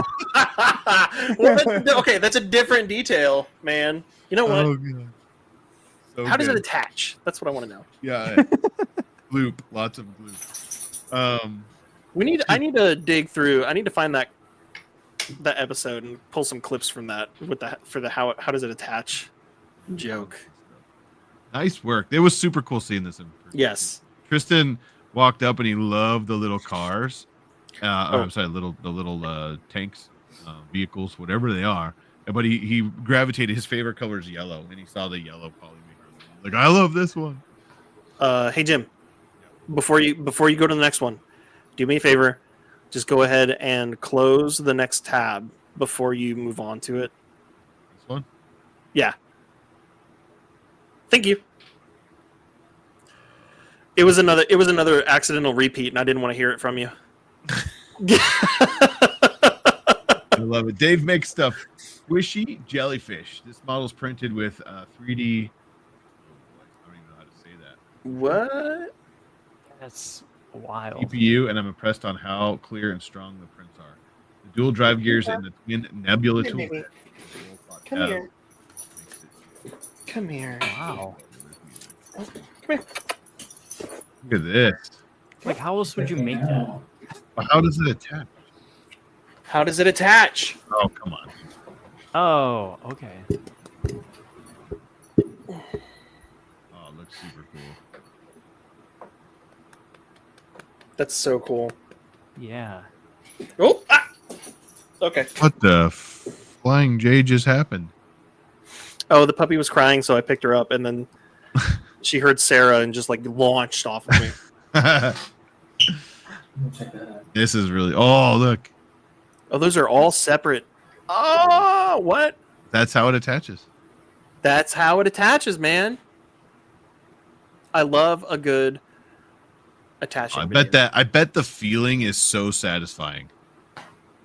Like the TPU, like of rubbery. like squishing the whole thing. Yeah.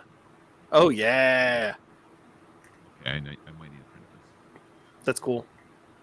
Very cool. Dave makes. Flip it upside down. It's like a troll doll. What's going on here? Oh, this was funny. Shot the drone. Scott, the Edge of 3D, had his on Sunday. He had his drone up, and everybody was taking shot. Come on. Was that who was flying around? Yeah, I had mine out for a little bit, but Scott was flying his a lot, and then they were Oh, all good. taking shots with Nerf guns. When it flew over your head, it was a nice little breeze. I liked it. Yeah. Ooh, yeah. Low TPU, like, oh man. Anyways, Sweet. yeah. So basically, he was letting people try to fire it, like knock it out of the air with over an hour shooting the drone, and I saw him. He knocked it down at the end. I don't know if he's gonna play that. Oh, Oh, Kevin, nice shot. What are they Nice. shooting it with? Nerf. Why is that one full of smoke? What's going on there? Boom. And nerves are pretty intense these days. I've never seen a Nerf like I think it's explode a like that. shell. Okay, is it like a CO2? You have to load it like a musket. Oh. so it's like we've gone full circle. You have a Nerf gun and everybody stops and gets down on one knee and starts packing them. Yeah. Yeah. No, but I saw Scott. He actually got it and dropped it. It came down, hit the ground, was like "Beep, beep, beep," on the ground. It was, That's awesome. just caught it at the right time where he actually. That's so fun. It was good to see Scott there. It was fun. I was surprised that more drag racers didn't show up. I think there was only like 4 or 5, but Were there drag races? yes, Sunday. There was a or drag race? Saturday there was drag races. Oh, okay. They didn't do I it didn't on even know Sunday. that. They didn't do it on Sunday. Yeah, But Tech CO2, Secret there you says- go. Yeah. All right, so listen. Scott smiled. Kevin says Scott smiled twice. That's funny. So this next one, Andrew, we need to give you $10. Oh, we yeah, need to- yeah. We need to donate to Andrew because he had a casualty on the way home. He did. Got his tiny bike running. Melted a gear on Saturday. Got it back running again on Sunday, and then on the way home from the event, well, Oh no. he left it in a hot car. No. It's a lowrider now. I was gonna say, yeah, it looks like one of those modded Hondas. Oh no, I felt so bad when he posted this. I was like, Yeah. Look at that camber angle on those tires. Yeah. It Look at the looks fine from the handlebars. front. No, it doesn't. The handlebars are People just paid like good money for that. nap time. Yeah. The handlebars were just like, it's nap time. Look at this. That's supposed to be straight up and down. Yeah. Oh no. I felt so bad when I saw this, but I mean, honestly, though, there's no like. If you just replace the handlebar, you could probably drive it like that and just There you put little spinners on the wheels, you know.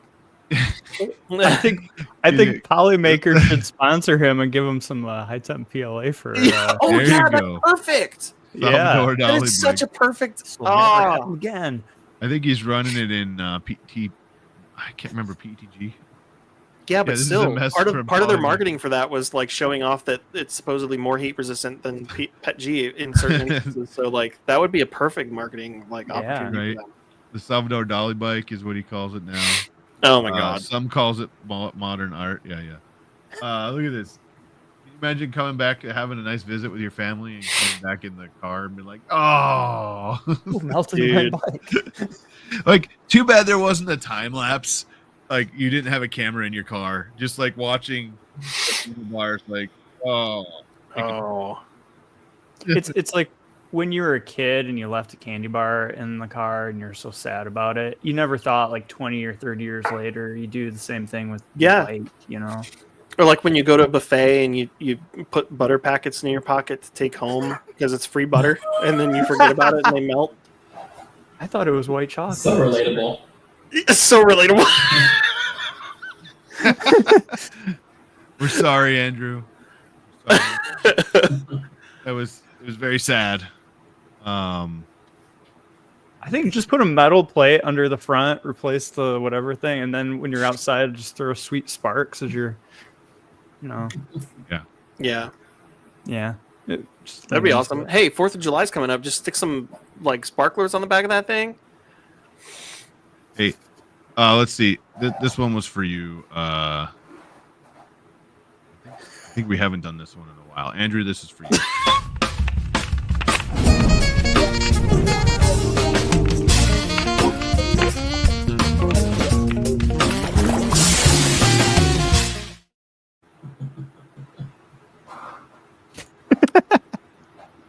That's for your meme pleasure now. Hot. All right. Man, that was fun. Yes. So I know it's getting late and some of us are probably starving and some of us got to go. But real quick before we go, Jake, one more time, where can people find your stuff? How can they get a hold of you if they need something? And more importantly, how can they support you? Yeah, thanks.com. That's where my stuff's at. Honestly, Discord. Discord's a great place. Come hang out. We have a ton of people in there. It's just fun. That's like, I was actually talking to my wife this morning, just talking about this live tonight and stuff. Like, it's great that like we've been able to make it more business, but like I've met and connected with so many people that I've heard of or like I've seen kind of out in the community, you know. But it's awesome to be able to actually chat with people. So I just wish more people would get on stuff and connect, and I wish I had more time to do so. But I love meeting people. It's fun. So I appreciate you having me on here. And a I'm link glad- to glad links that- to his things page and Yeah. all of his socials and everything. That's all in the description. And I'm glad that Caleb, drug you on here, kicking and screaming tonight. We appreciate it. You know what? I just realized though, we all met each other, like physically met each other at Maker, Rep. Yeah. rep conventions at one Yeah. time or another. Like, before we were all involved with the show too. Oh yeah, that's- good point. I met you, and then we met. We No, met Joey. Well, I I feel- remember like Jim announcing and stuff and being like, yeah, that guy. I was waiting. Yeah, that guy. That's about right. That's Yeah. that's about right. The guy that used to make Yeah, he's like, Um, "What's that smell?" Well, it was awesome. I really appreciate you coming. I know Caleb and Joey. Anything else? I know you guys appreciate it. I need an explanation here. What's a beaver nugget? Nope, we don't. Nope, we don't. Nope. And that's our show. Thank you for watching. It's been fun. And on that bombshell. All right. It seems like it came out of nowhere. Man, there's a show? Not really. We just talk. He tagged yeah. Liz in it. The last comment that Liz made was about high temp PLA. So what is it? It has nothing to do with talking about Andrew's bike, Bucky's tiny Street. bike, Okay. and then all of a sudden Beaver Nuggets. Beaver. That's my new band name. Called it. Beaver Nuggets. Bucky's Treats, Caleb. Bucky's Treats, apparently. Mm-hmm. Everybody freaks out about Bucky's. I don't get it. Yeah. It's just a gas station. I went for the first time. We have one like 2 minutes from my house. Went for the first time the other day. Oh, really? It's an interesting place. Really? Yeah. Is They have good beef jerky, but I'm like, nah. I don't. There's no butter packets for me to shove in my pockets. You can buy an art piece from the bathroom. Really? Yeah, they got all the the paintings or photos or whatever on it's the world's cleanest bathrooms, so they just have it's like an art gallery as you're going through them. Apparently, okay. So this had something to do with beaver nuggets, I guess. Yeah.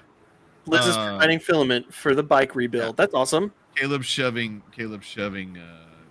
butter packets in his beaver nuggets is Hey, it's not something we need to see. There is no more traditional treat than the Hot Mix official beaver nugget. Buttered beaver nugget. Buttered beaver nuggets. And it's like demonetized. All right, it's time to go. Now Thank with you guys less for being here. We sodium. really appreciate it. Hey, heads up. I won't be here in 2 weeks, but you will. I will be in Scotland. So I remembered that right now. I was like, oh yeah, I won't be here in 2 weeks. So I appreciate you guys holding up the fort, and I'll be probably not watching from Scotland at midnight. Uh-oh. I have a new task. Clicky beaver nuggets. No. Oh, I need to make a clicky butter packet. Oh, no. Keep that in your pocket. That won't melt. Oh my gosh. Make a container that you can actually put the things in, but it doesn't quite hold the butter in when it melts. Yes. But I need to make it actually look like one of those like a breakfast place where it's the little plastic container with the foil lid on top, Right. Yep. All right. I love it. All right. Thank you so much, everybody, for being here. We appreciate it. Jake. Yes. Jake, thanks for hanging out, dude. Hang out right there. And everybody else, have a great one. We'll see you they'll see you in 2 weeks. Otherwise, I'll be back in a few. But thank you guys. Have a great week and keep printing. Bye. Later.